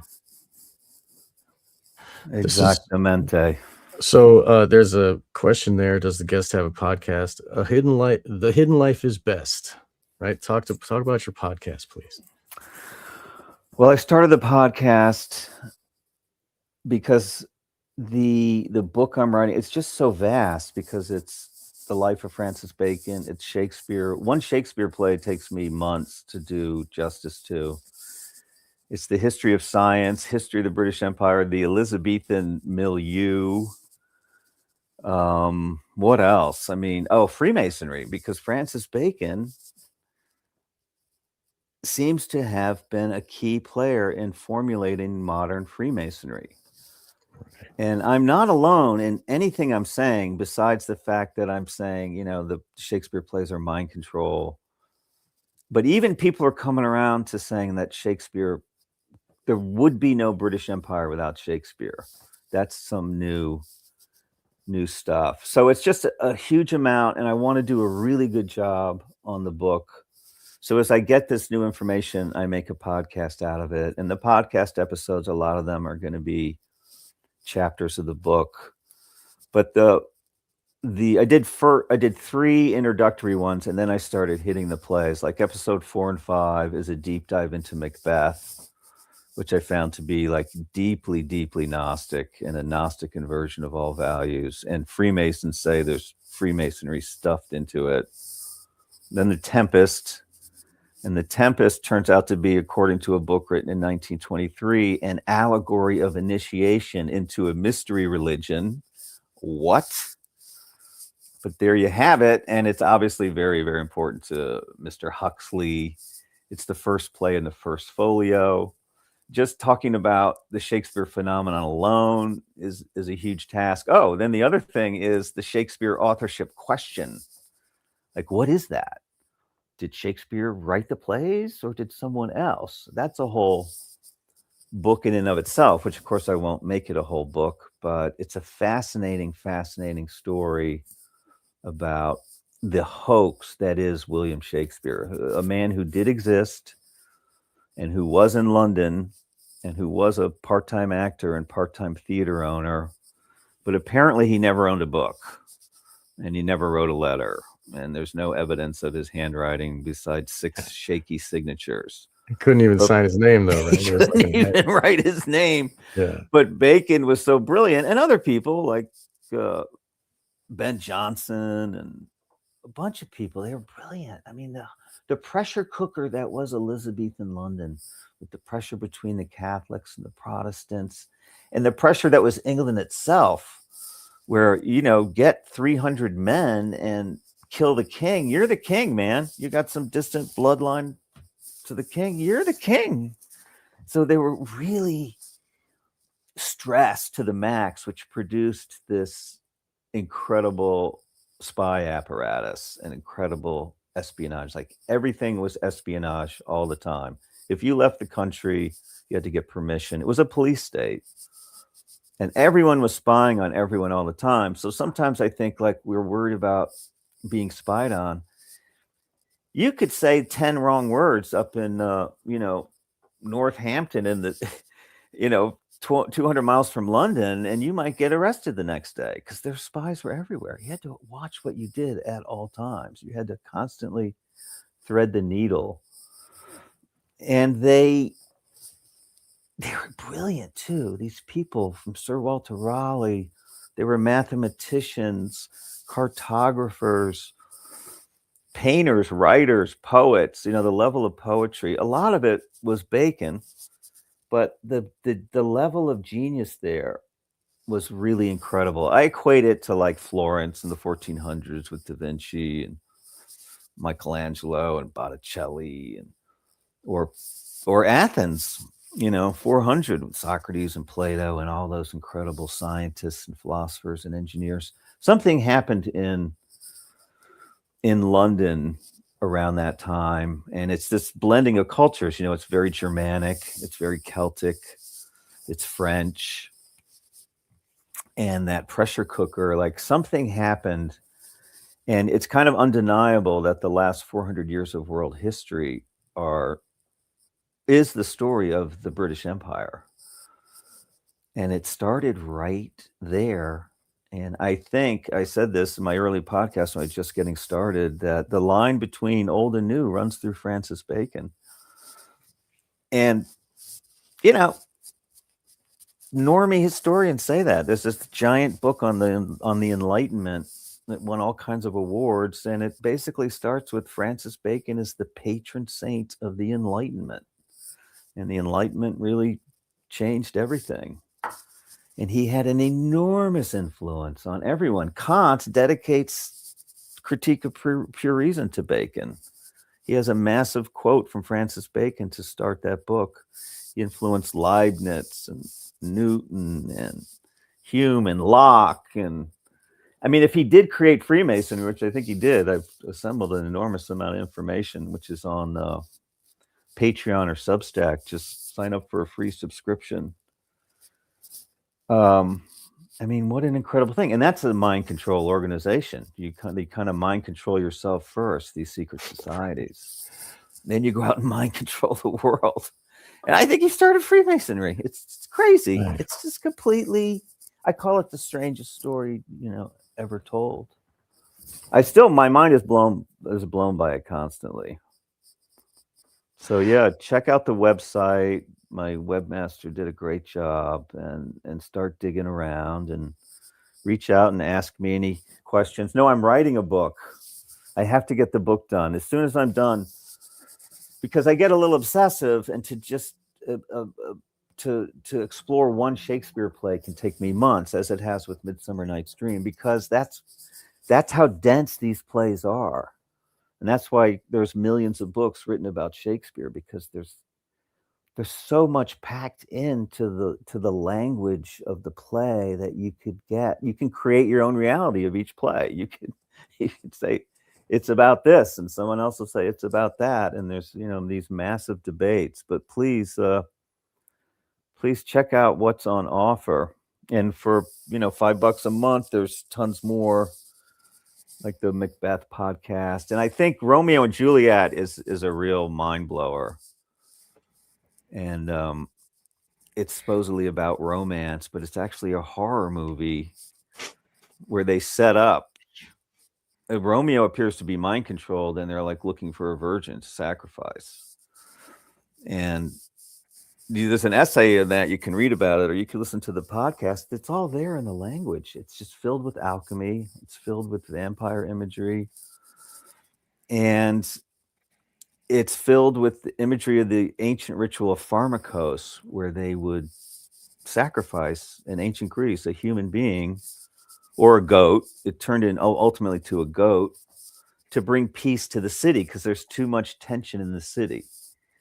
So the alchemy of Romeo and Juliet is the Montagues and Capulets are fighting, and they create a union of the two into one by sacrificing Juliet, who becomes, at the end of the play, a golden statue.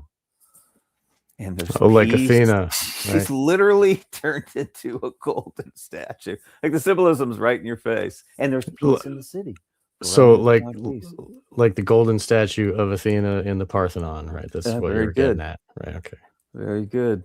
Who shakes her spear Shakes her in the spear. golden light? Yeah, right. She was the Sophia for Bacon, Athena.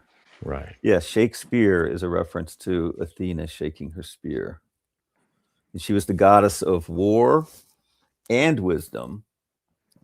And she had a helmet of invisibility, so she could stay hidden, which is exactly Bacon. Bacon was a notorious warmonger once he got power. And a lot of that's just coming to light. But he was constantly advocating for war.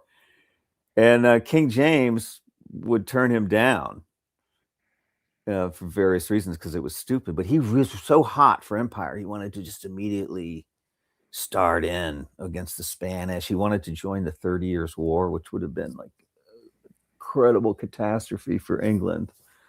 So I call him the smartest and most influential man of all time, but he did a lot of dumb shit as well.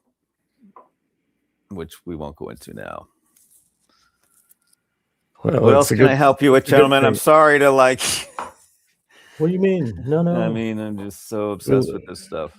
No, that your contribution has been a big help for our understanding, because like we think about like the nuts and bolts of the, you know, with this document we were getting very technical with the with what exactly they were saying and turning people into weapons and stuff.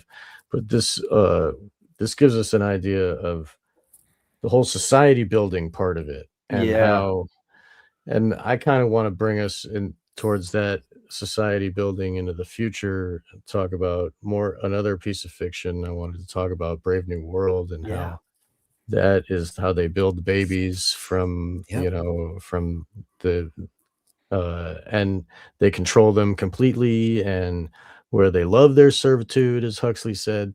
And so like I see that is where, you know, that's the real, where they're trying to push it. War and the convid and all this stuff that's happening is just like on the way to that. Yeah. Someday we're all gonna have, you know, go to the Feelies and chew the gum that gives you whatever endorphins, you know what I mean, and fly around in your copter and look at the savages down there that are reading Shakespeare, right? Your listeners So, know that Brave New World comes from The Tempest. that's right. That's a quote from, yes, right. So I found it fitting that, and it's great that we could. Well, have thanks you for here. having me on. It's been a blast. That's great. Hans, Yeah, thanks, do you Robert. wanna- Thanks for joining us. do you guys want to like? I mean, we kind of really, you guys haven't been talking much. I'm nothing. I'm just happy to listen along. People go check out Hidden Life is Best. I put the website up, Substack, and on my side, I'll put those links in the show notes. People can check it out. Also, Hey, where the can I get shows that I've done with document? Robert, like 6. I'm sorry, William. What was that? Oh, In there. Where can I get that document you guys have been reading? Black from? Vault. You just go to Black Vault and look up Estabrooks. Oh, okay, There's great. 2 of them. There's like one with and then Erickson in there's a it, second. right? Yeah, that's the one that Eric- we were looking at. Yeah, the first Erickson one. and Estabrooks. Yeah, Right. that's incredible find. It's And the the most set. important mind control document. If you want to Prior watch to the Midsummer encounter. Night's Dream, there's a free version on YouTube. It's the one I'm using to analyze line by line. It's very hippified. It's obviously made by an initiate, a guy named Peter Hall, who was a big Shakespeare director. It's got really big stars in it, one of whom is still alive. What's her name? Judi Dench. Judi Dench and what's her name is only 17 in the movie. Oh God, she's a huge English movie star. Diana Rigg is in it. She was she played damn, my mind's blank. Helen Mirren. Mirren, yes. Helen Mirren is in it. Judi Dench, Diana Rigg, and see what you think of it. I mean, I was horrified first viewing, especially the treatment of the women, because Gnostics hate women. The plays are constantly degrading women, but female intellectuals really like Shakespeare because It's weird that the multi-dimensional women characters. it's their dark goddess though, like, you know, Athena and Diana. Well, it's the and, goddess whore thing. right, yes. They worship the Mystery the Babylon. Sophia, yeah, from afar, but actual women are like trash. And the Gnostics even the worst because we don't want any more babies. Well, you're pregnant. Yeah. And it's in Shakespeare. It's very rare for there to be just constantly beating up on women. I mean, Macbeth gets blamed on his wife, Lady Macbeth. Just throughout. Ophelia, you know, just throughout. And there's always a few exceptions because he veils everything. You can always point to an exception, which is what people go to, which I think is his understanding of the mind. Like we'll grab onto whatever, you know, log floating by in the ocean when we're tossed in. So in Midsummer Night's Dream, you'll remember this great poetry. There's undeniably great poetry that you're left with. And in The Tempest, we all know it. We all know it too. We are such stuff as dreams are made on, and our little life is rounded with the sleep. Beautiful. And you forget that he just traumatized everyone on the island and had control of a spirit who's like a demon. He literally had a demon. Just like John Dee said to do. Exactly. He's controlling demons, and you forget because our little life is rounded with a sleep. It's incredible. It's a deep, deep understanding of how the human mind works, and he can put this stuff right in front of your face, and you won't see it because he made you giggle. And and they did see poetry as alchemy, and because it is language, because language is the key to all of this. Even that record, Hans, the music helps for sure and sets the mood and relaxes the mind, but hypnosis in humans doesn't take place without language and creating pictures in your mind. And he somehow knew it. And it appears he was just extraordinarily precocious. And then they set up a program of education. They loved education, the Tudors. They all read the classics. They had all the books. They had the Plutarch and the Thucydides and the Aristotle and Plato and Seneca and Horace and all of it. And the difference is they read it, and they read it in the Greek, and they read it in the Latin, and they talked about it.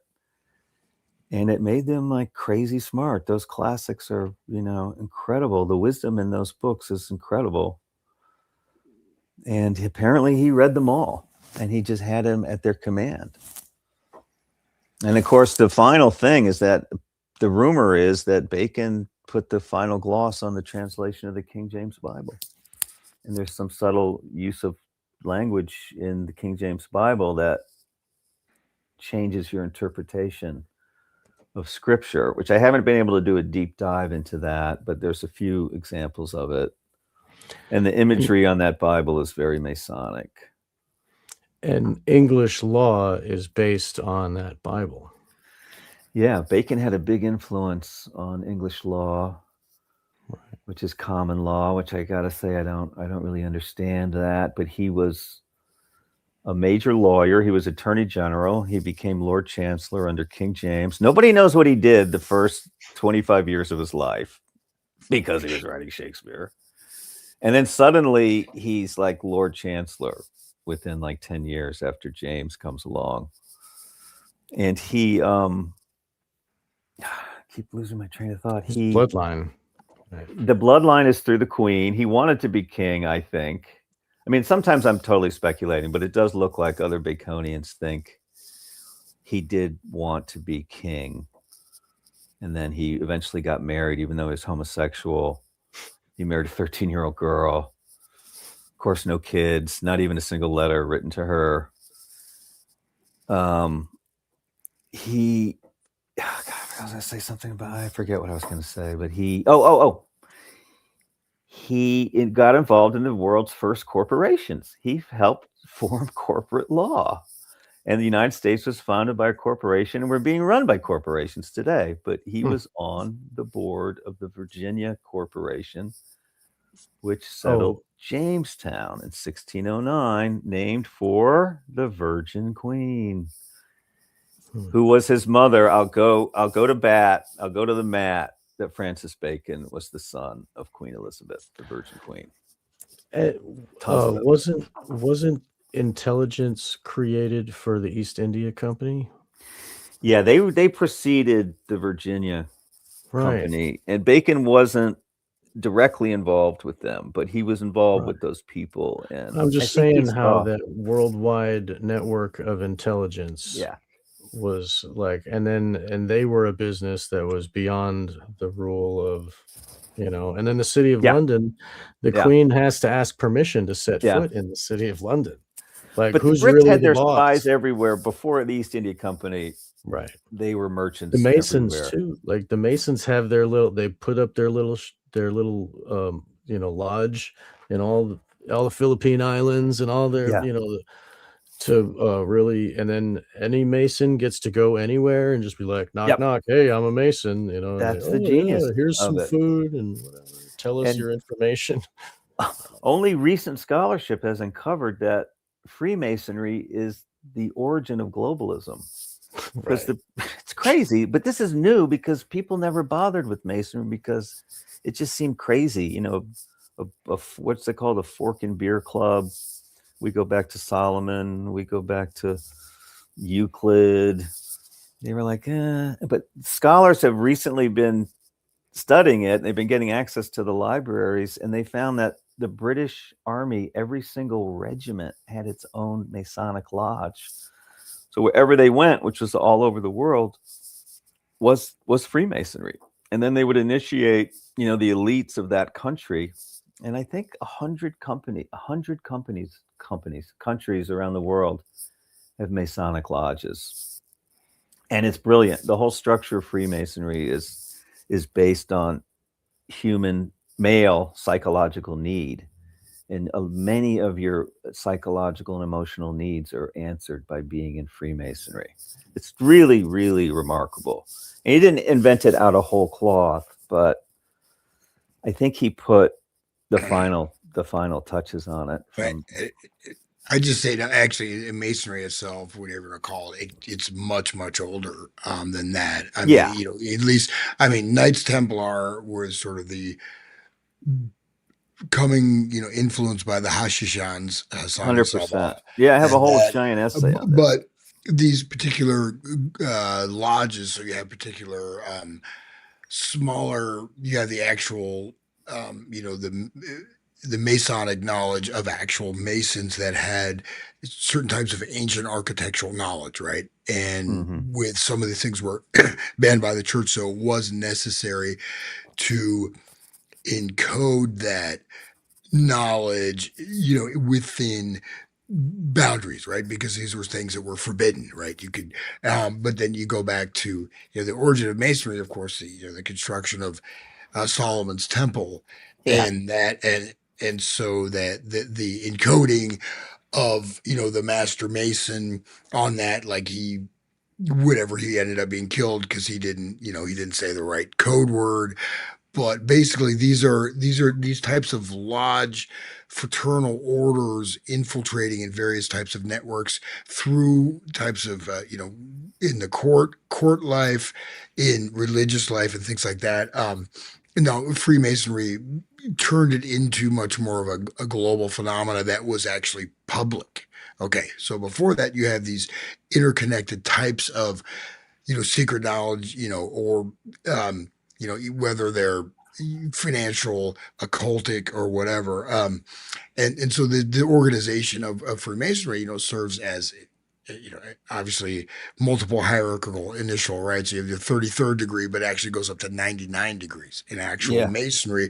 This is much older. And so these things, there's particular spectrums of deployment. So masonry, as we know it, which I think it's basically its purpose is pretty much done. You know, it doesn't. I mean, there's some degree it's still there, but yeah, obviously with the United States was a Grand Lodge, the New Atlantis, right? This is the same doctrine that the United States was founded upon the Masonic principles. They all go back to Egypt. You have the same symbolism and architecture, right? So you can trace all this stuff to a common root. But I mean, it's not, you know, what it is there's, it's initiatory. There is a lot of, if you read like Rights and Dogma, right? Morals and Dogma, Albert Oh, sorry, Albert Barkley. Morals Pike. and Dogma. Yeah, Morals and Dogma. There.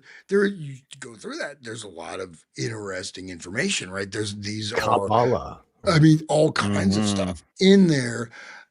Whether or not this is the full spectrum of that knowledge, it's still in these texts, and so they are directly aligning with these more ancient origins, which sort of predicates the fact that this has spread and it comes into the public as these organizations, you know, again, I think beginning with the Knights Templar when they go to Scotland, right? The Yeah, ones that fled. they went to, they're worshiping Baphomet and doing each other up the whatever, as part Two of men it. on one horse. Okay. Yeah. But What does I mean, that so, mean? Yeah. but so, I mean, the conviviality, that's all just, I mean, maybe 95% of Masons are just, they don't know what they're doing. But I mean, it's an order that once you take these initiations and you are integrated into a much larger scalar system.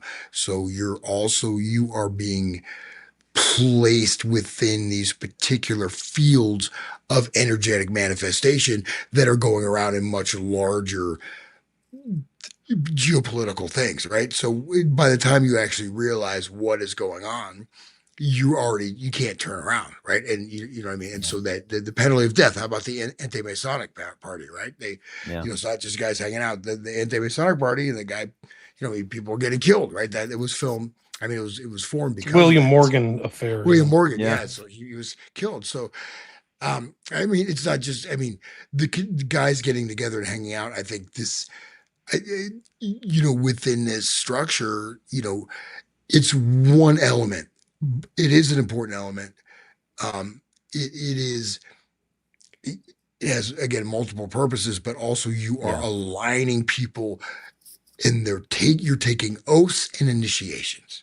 Yeah. Okay, Absolutely. and Compliance with the unknown higher above. Right? yeah, and your energy is now directed towards that, and you are, as you get more power in the world, you become more and more a slave. So these are just levels of slavery. Interesting. Yeah. There you go. Yeah. Interesting. That's just like the demons that Solomon was using to build the temple. Like they were his slave, and they had legions of slave demons below them too. Like, in the Goetia magic you read about, like, oh, Paimon had this many legions, and and to control them is to control all of them underneath them. So that's the same hierarchical structure of, like, the Pope and the bishops or the Freemasons or whatever. Like the Porch Masons are the lowest level of the pyramid, and then you got the above them and going, Rosicrucians maybe, and keep going. And then it's like further darker, more satanic, and it's control over the whole thing, and the control's based in the fear. And it's like a psychosis Well, of see, the thing is, psychopathy. you forget there's rewards too. That's really what it's built on. Sure, That's all why the it's demons brilliant. get their rewards. They but they within parameters. But I mean, They just can't on the go human against. level, like you've got friends. Mhm. You've got a place to go. Back Sure, in the day, there was no hotels.com. that's true. You went somewhere and you had friends. Right. And not only that, they've taken an oath to help you. And not only that, you all share a secret. That's huge. Bacon even literally wrote about that, like to share a secret. And then you're told, Gnostic style, that you're better than everyone else because you have the secrets. And you just feel good. You may never get called upon to do anything for the empire, but your whole, as Hans was saying, your whole like being will be now flowing in that direction. It's And you feel better. And also business contacts. I mean, it's great. If you got to print out 1,000 flyers, you're going to hire your brother who has a printing shop. So it's great for business. There's multiple benefits. even with the symbolism, you got the rough stone. Oh, and then all the symbolism. And yes. then like the hewn like the smooth stone that they create out of. But then what do you do with the brick? You put it in a wall with all the other ones, like, block out the light of the sun, But it's great symbolism too. Like you do respond to that. We are deeply connected to building, especially men.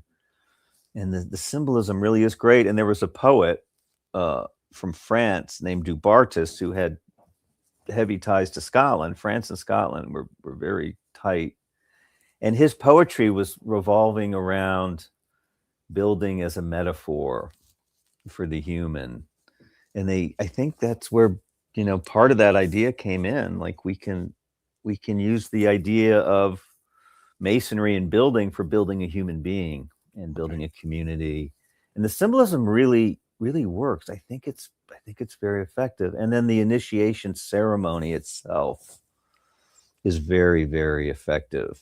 It really hits hard on these guys. And not too many people leave Freemasonry. The other thing is you can leave. It's not like Scientology. Although I think once you get into the higher levels, it's pretty hard to leave. Probably occasionally, blackmail. like Blackmail is blackmail, why. That just- seals the door behind them, and then they can't get out. yeah, I'm sure that happens. We need some more high-level defectors to tell us. But I think I think it becomes almost impossible to defect because you're still going to meetings all the time. There's a guy on YouTube, William Schnabelen, who was 32nd degree Freemason. He's got some blood-curdling stories. There's a few. But there's He secret has a very society. long last name, Sean. It's S. Do you know who Bill Schnabelen is? You heard SC8? that? No, I don't. It's I do know. Yeah, he's interesting guy. SCHNOELBLEN. It's like super duper long. N-O-E. He's an old timer. He's an old Is he timer. still alive? I don't Yeah, yeah. He's still going. Yeah, he's been going for decades. That's Yeah, great. he has, man. He's Dude, a- those are the kind of people I need to know about. That's great. Thank you. There's a few others. Nobody who seems to have been in the higher level within the level. Like 32nd degree is one thing, but like you were saying, there's secret societies within the secret society. Right. That's how Rhodes built his thing. The rings Yeah. within rings. It's the But- same structure. Go ahead. Yeah. Tom. Sorry to interrupt, but Bill Schnabelen, wasn't he was like a Satanist? He like joined like so many different Yeah. organizations, right? Didn't he? He Yeah. was like a Mason. He was a Mormon, right? Yeah.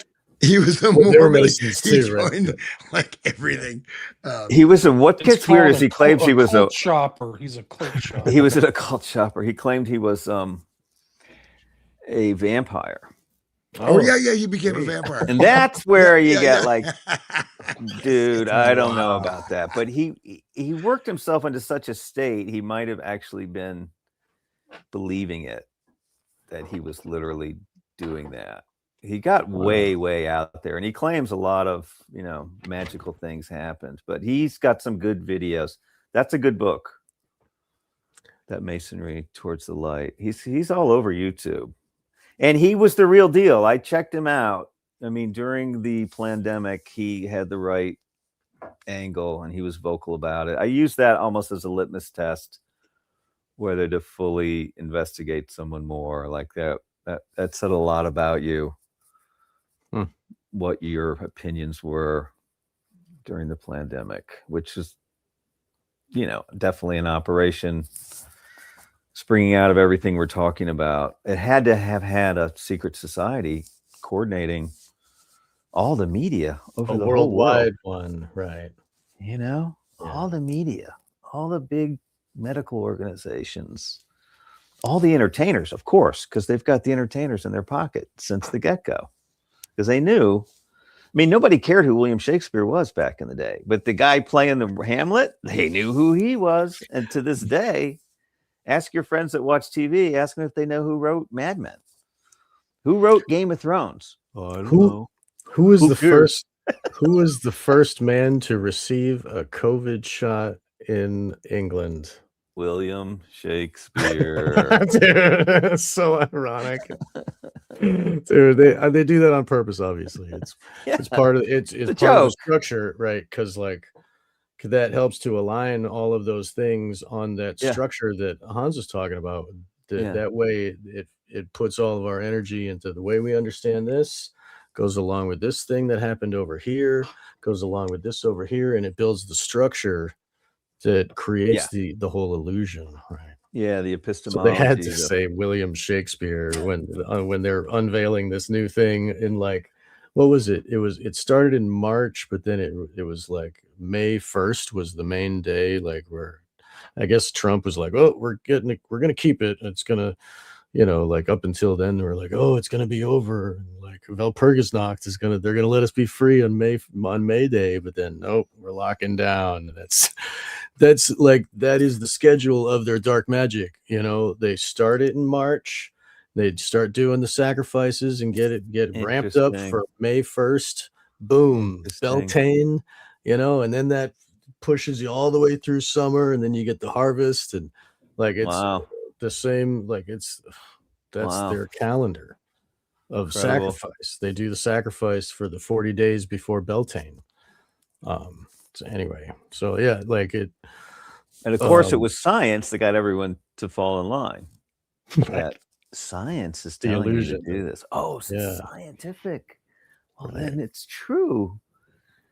That's right. really mind blowing. That's how. Yeah. That's actually what got me into this. Was I saw science was the new religion, and I think that's how I. Fauci is the science, right? You can't question Fauci. I mean, you can't say that in Right. science, but he said it, and not one reporter would call him on it. It's just, Yeah. it's all just so incredible. But they've got people unconsciously believing in science because they don't believe in God really anymore. They believe in Darwin. They just replace the beliefs. And I really do think Bacon didn't maybe know the details, but in a way he did know the details. And it's in New Atlantis. If you do a close reading, it's really sinister. And one guy, I think it's Howard White, claims that there's veiled references to human sacrifice in the New Atlantis. And I found human sacrifice in Shakespeare. Like this little boy that Oberon wants, that the whole key to the play is give me the boy. He gets the boy disappears. You never see the boy. And because Oberon and Titania are in having such a quarrel, the weather's a mess. Like everything's just wrong. But by the end of the play, everything's right again. So did they do a sacrifice? I think it's hinted at. There's definitely a strong hint of it in Macbeth.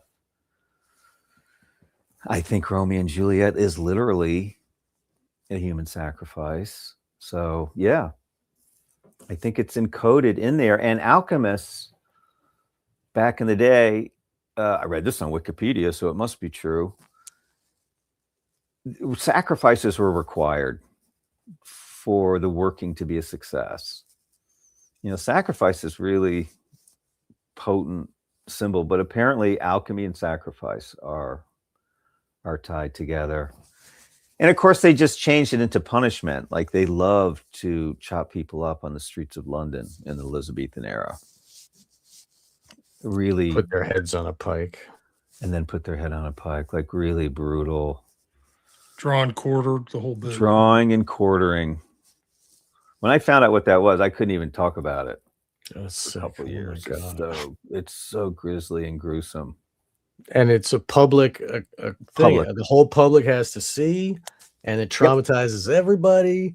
And then they say, "Don't go against the king, or we'll do this to you." And it's like just like, you know, what happened to Jesus? Don't go against Rome, or we'll do this to you. You know, They'll dig you up and drag you out of your grave. That's what they did to Cromwell. That's what they did to Cromwell. They dragged him out and displayed his skull, like never betray the king again. Don't try to overthrow the government. And there's some extreme violence in the Shakespeare plays.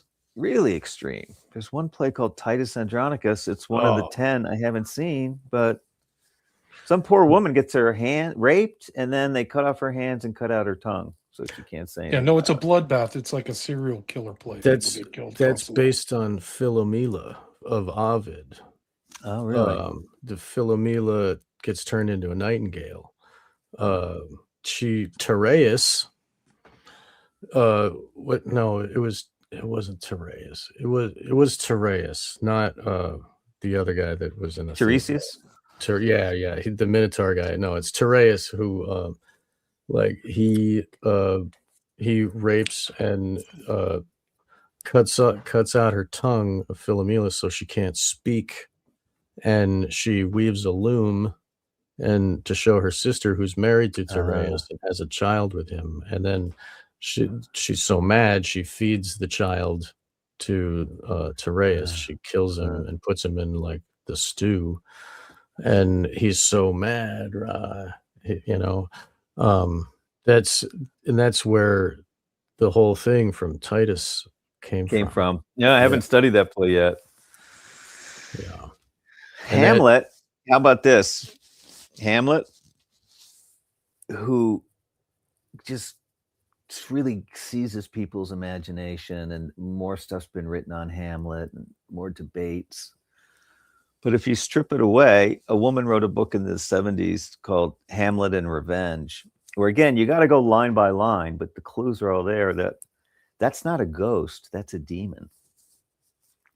And the clue is he goes underground. And if a ghost went underground, that means it was a demon. He clearly goes underground in a famous scene, which means that Hamlet was possessed by a demon. And he's Right. homosexual, right? He rejects Ophelia and slobbers all over Horatio. And he's a serial killer. Forgive my laughter, but he's a demon-possessed homosexual serial killer who destroys the kingdom. Right? Everyone's dead, and in walks Fortinbras, and Hamlet's last word, my dying breath. You know, the election lights on Fortinbras. He has my dying wish. Fortinbras means strong arm. So again, he's like a major chaos agent who's handed the keys to the strong arm. And we're right back into that same cycle of trauma, brutality, and control. And it's right there in Hamlet, who again never prays, never consults a priest. Yeah, the whole topic of revenge is another topic, fascinating topic, but there you go, right in front of our face. The powerful state comes and makes everything better at the end. Yeah. All the chaos of all the cool. Strong arm is here. Right. It's wild. Yeah. So Fauci says can't think that. Okay. We're gonna fix all this chaos with our white coats and our dictates of the truth, you know. Science. Trust the science, not trust in God. Yeah. Trust in science. Trust us when we change the definition of what a pandemic is or what a vaccine is, and we're just going to change the definition and not tell anybody. And okay, now this is true. Oh, really? Because the words are not the same anymore. Yeah. Well, we should probably wrap this up, guys. I'm sorry. Yeah, thanks a million. I was going to say that. I'm getting tired. Oh, it's late for me. Thanks a million, guys, for having me on. I really appreciate it, and thanks for doing what you're doing. It's really fascinating finding that document. That's incredible. Yeah, it's been groundbreaking. You broke my bubble about Erickson. I thought he was a cool guy. I thought Milton Erickson was a cool guy.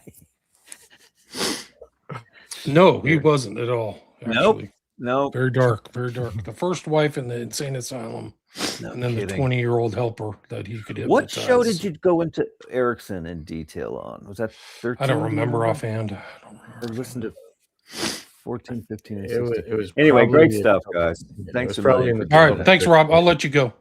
Thank you. Cheers. Okay, thank you so much. All right. If people go check out The Hidden Life is Best, I will put links again, like I said earlier, to his website and Spotify.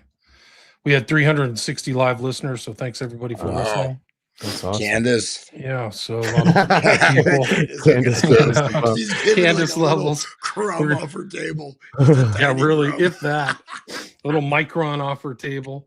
Yeah, but, it would have been nice if she just mentioned your name, or or at least that one episode that Hans brought that to the table, or the guy that did the article that we were reading from. Like, at least we said the guy's name, who wrote where the thought came from, and we were displaying his website, showing what and discussing it. That would have been nice if there was a little bit of recognition from Candace. Maybe someday. Hopefully, I told my wife, I said, baby, we're going to retire. Well, I'm a star now. And Candace mentioned us. Yeah. No, she just mentioned the information. It's too close to be random. It's way too close to what we were talking on Sunday night, because she took Monday off. So she mentioned it in her first show on Tuesday after we had talked about it. So either it went through the ether or one of her team saw it or something and said, hey, Erica Kirk acts a lot like freaking Eleanor Island, that Yeah, was check good, out right? Robert Frederick, guys. He's done a lot of shows. you. I've done a lot of shows with him. Anything you want to add? Do you want to bring people on, or if listening, we can give them the I don't know how much energy you guys got or time. I mean, I- I have some. I mean, I have energy. I was just gonna say if we could get some comments. I don't know if we were. Yeah, you can go through all the comments. Guys, I do have to go also, so you guys can continue Okay. without me. So I will fade into the Ethernet. Okay. We love. Why don't you let people know where they can find you? The Resonant State. I am on YouTube trying to hit 3 figures. So just sign up, please subscribe. Resonant State, BitChute, Spotify, Rumble, Odyssey. My website is hansletter.com. And yeah, just trying to roll. So please Awesome. check it out. Please like and subscribe. And thank you guys again for having the show. Thank you. And it's been great, and definitely that was pretty cool seeing the connection from some of that Shakespearean stuff ties in. And I'm sure they were very much influenced by these techniques. So, all right. Thank you so Yeah, much. the imagery and stuff. Yeah. Thanks, Hans. Cheers. Okay. That was through the comments. Yeah, it was a good one. Seemed like you guys weren't talking too much. I was happy just sitting there listening. I didn't really have much to say. Like, he's a guest, so I just let him talk. I don't know. Right. Anybody have any questions or anything in the chat? Thanks, Hans, says John's. Tolkien says, brilliant tonight. See you, Hans. Tolkien. I need to play my puppet song now to go to sleep. Good luck with that. Thanks, his face. Got some dating secrets. Thanks, Robert. Interesting, says Blues Johnson. Alex Iphigenia, thank you. Yeah, thank you. Hi, Tara. Welcome. Seen you around. Matthias, take care, fellas. Thank you, Matthias. Thanks for everybody learning. Magister Templi. I know what that means. That's master of the temple. That's right. Yeah. Magister, like magician. Catholics were serious about getting rid of demons. They sure were. There's no question. Speaking of theater, it would be awesome if you guys did an episode on Ken Kesey's play Twister. What? Virtual reality. Oh, okay. Ken Kesey. I thought Kinsey for a minute. I was like, Kinsey made a play, but I read it wrong. Sorry. We've talked a lot about Margaret Mead and it's not Esther Brooks. What's the other guy's name who was associated with the Macy conferences, who knew Kesey or was like the doctor at Kesey? Do you remember offhand? Macy. The doctor who doctor who was like associated. He was like either worked with Kesey or was around Kesey. Was it Jolly West? That dude's everywhere. Kind of. His name is I don't know what you're talking about. I don't know. Bateson, Gregory Bateson. Right. Bateson we talked about him in the series. Yeah, we talked about Bateson a lot. So I did not know about this. I've never heard of this Matthias, this whole Twister of virtual reality. So I'll have to look into it. But it sounds like that is kind of a bullseye with what we've been following in this whole series. So, and Twister, like the game from the 60s, like wasn't that when it was invented? Like the Twister game where they like virtual reality. Saw it on Wikipedia. Hey, Hill Doggy, welcome. It's been a while. Hill Doggy's one of my old streamer buddies from before. I got off of YouTube. Picture. Yeah. That's great. F. Rose says, I find it very creepy that many of the most evil Shakespeare plays were taught from grade 7, 13 in the 80s. Yes, they were taught in my high school too. Right. I mean, Hamlet's pretty creepy, guys. Like, there's like crazy stuff and murders and vengeance and play within a play. Super complex to put that in front of a bunch of kids. So right. And like he was saying that the language lulls them to sleep. They're in class, like they're not really. So it's going in the subconscious, probably. Probably. Like, I mean, what a great thing. I think that Robert Frederick makes that point that all this stuff binds people together in a common conscious and subconscious level. That's why all these English, like all the WASPs I grew up with, Shakespeare was like paramount. Like, it was like everybody had Shakespeare, went to Shakespeare plays, listened to it, quoted it. It was all very important to them. That's why that was like the barometer for the savage in Brave New World. Look, he reads Shakespeare. Right. Like that's what he's one of us. Like Yes. you know? It was kind of like the apex of like an intellectual, like, oh, you know Shakespeare, you can Right. quote Shakespeare, you know the soliloquies, you know Hamlet's famous statements, you know. But it's like, but really, it's like you have a good memory. It's not like, and you've been mind controlled properly. You know, it's You've the been way, inducted or whatever. I mean, into yeah, this whole universe of Shakespeare, which is Gnostic. And it's a good point. There's no references to Christianity or anything having to do with the Old, Testament book. right. Wow, this is crazy, Matthias. I had no idea. Played by Ken Kesey, loosely based on Frank Baum's 1900 novel, Wow. Wizard of Oz film version. The Okay. play also features the West African deity Legba. That's a demon. I've heard of Legba Legba. before. Yeah. Yeah, Papa Legba. He's the intermediary between humans and the Loa, the gods, and he speaks all languages. And you can't speak to the Loa because they got their own language, and each one has a different language. But Papa Legba knows all, and the one you meet at the Right. crossroads, Right. and that's who, like, Voodoo. or not Johnson, Jack, Robert Johnson. Robert Johnson, right? Yes, Robert Johnson was met at the crossroads and sold his soul and all that hoodoo and the voodoo. Right. Wow, that's why the involvement of the chat is so important, man. You guys are right. We love the chat. That's yeah, I great. love the chat. So Yeah. thanks for all the comments. Yeah, I'm Give definitely him gonna have to tobacco. look That's that. right. Who did we do the? Did I do that show with you where the black guy was talking about Legba? It was somebody else. I'll send you the clip because it's an African dude in like Brazil, and it's Yeah. in that kind of syncretized African voodoo stuff, Legba. And people will go and give this guy money for readings from Legba, and it's really scary, dude. It's super sinister and diabolic.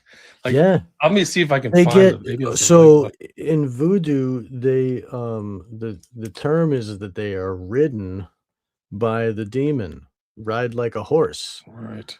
and like a chevalier or some like the word I forget, but it's because they're French. Like but anyway, they take on the demon and they eat Papa glass. Legba. They'll like do like and Guardian then of the Crossroads, just like you said. right. And so the people that are partaking in the ritual, they all willingly become possessed by demons, or whatever, to give the demon a body for a little while to have some drink or what. They'll drink like full bottle of wine and then when they come out of their state, they're not drunk. Like it's like the demon took it. It's crazy. It's really it's amazing. He's the smiling hat man. And some of these people Yes. who do ayahuasca, they run into the smiling hat man Legba. In a kind of different iteration or something. It's really crazy. I'm trying to remember. I had a guest on this religion. Shoot. The hat looks like the chthonic pot, like Tanit, and Bal Haman has one. Like I spoke with Headless Giant on my show. We were talking about Tanit and the sacrifice of babies to her in Carthage, and she has like a pot on her head, and it's like that shows that she's underground. It's like chthonic realm type stuff, and the hat on Papa Legba looks just like that, and so it's like a continuation in modern clothing of the old, like he's a chthonic realm deity. So like it's even though he's wearing a suit and tie or whatever, like he's wearing modern clothes, it's still the same symbols. And they sacrifice chickens and stuff. Like it's the same kind of like with tobacco and all this other right. kind of ritual implements. But I have a show on that guy. I'll try to find the Legba stuff. But sweet, like but the Jews, the Jews kill the chickens and do the same type of thing. Right. They splatter the blood around just like what they do in the voodoo. I think it's like the system of magic, that's just older than both traditions, and it's just flowering out, like what Hans was saying, like the Kabbalah is ancient. Right. What was that, Papa Legba? I'm sorry, I missed that. Hill Doggy says Papa Legba sounds like the stuff they were doing in Matamoros, probably similar. Funny thing, Henry Lee Lucas was talking about it 8 years before a U.S. Customs official kid went missing and they busted it. They were doing something similar to African stuff. It's called Palo Mayombe. There's all kinds of iterations and variations of voodoo and African magic, but it all came from Africa, Right. spread through Haiti, Cuba, Florida, Matamoros, and then South America. There's just an incredible amount of like African religions that spread all the way through Brazil and all these other places. So Right. And they had to syncretize it with Christianity. Christianity, called So like the that- Owl of God was doing that kind of stuff. He Yeah. was mixing it up. Yeah. I think I'm done, dude. I'm burnt. Okay. All right. Hey, Where can I people appreciate find you? Yeah. Wake the Dead, they onegreatworknetwork.com/Sean-McCann. And my show is Wake the Dead, and I'm all over the place. And I do lots of shows with you, and we've got I've done more shows with you than anybody else, I think. And it's been a pleasure. Like every 40 or time. something. Likewise. So I'm glad. They've always been interesting. We've covered a lot of great different subjects. Check them out. Rosemary's Baby, Eyes Wide Shut.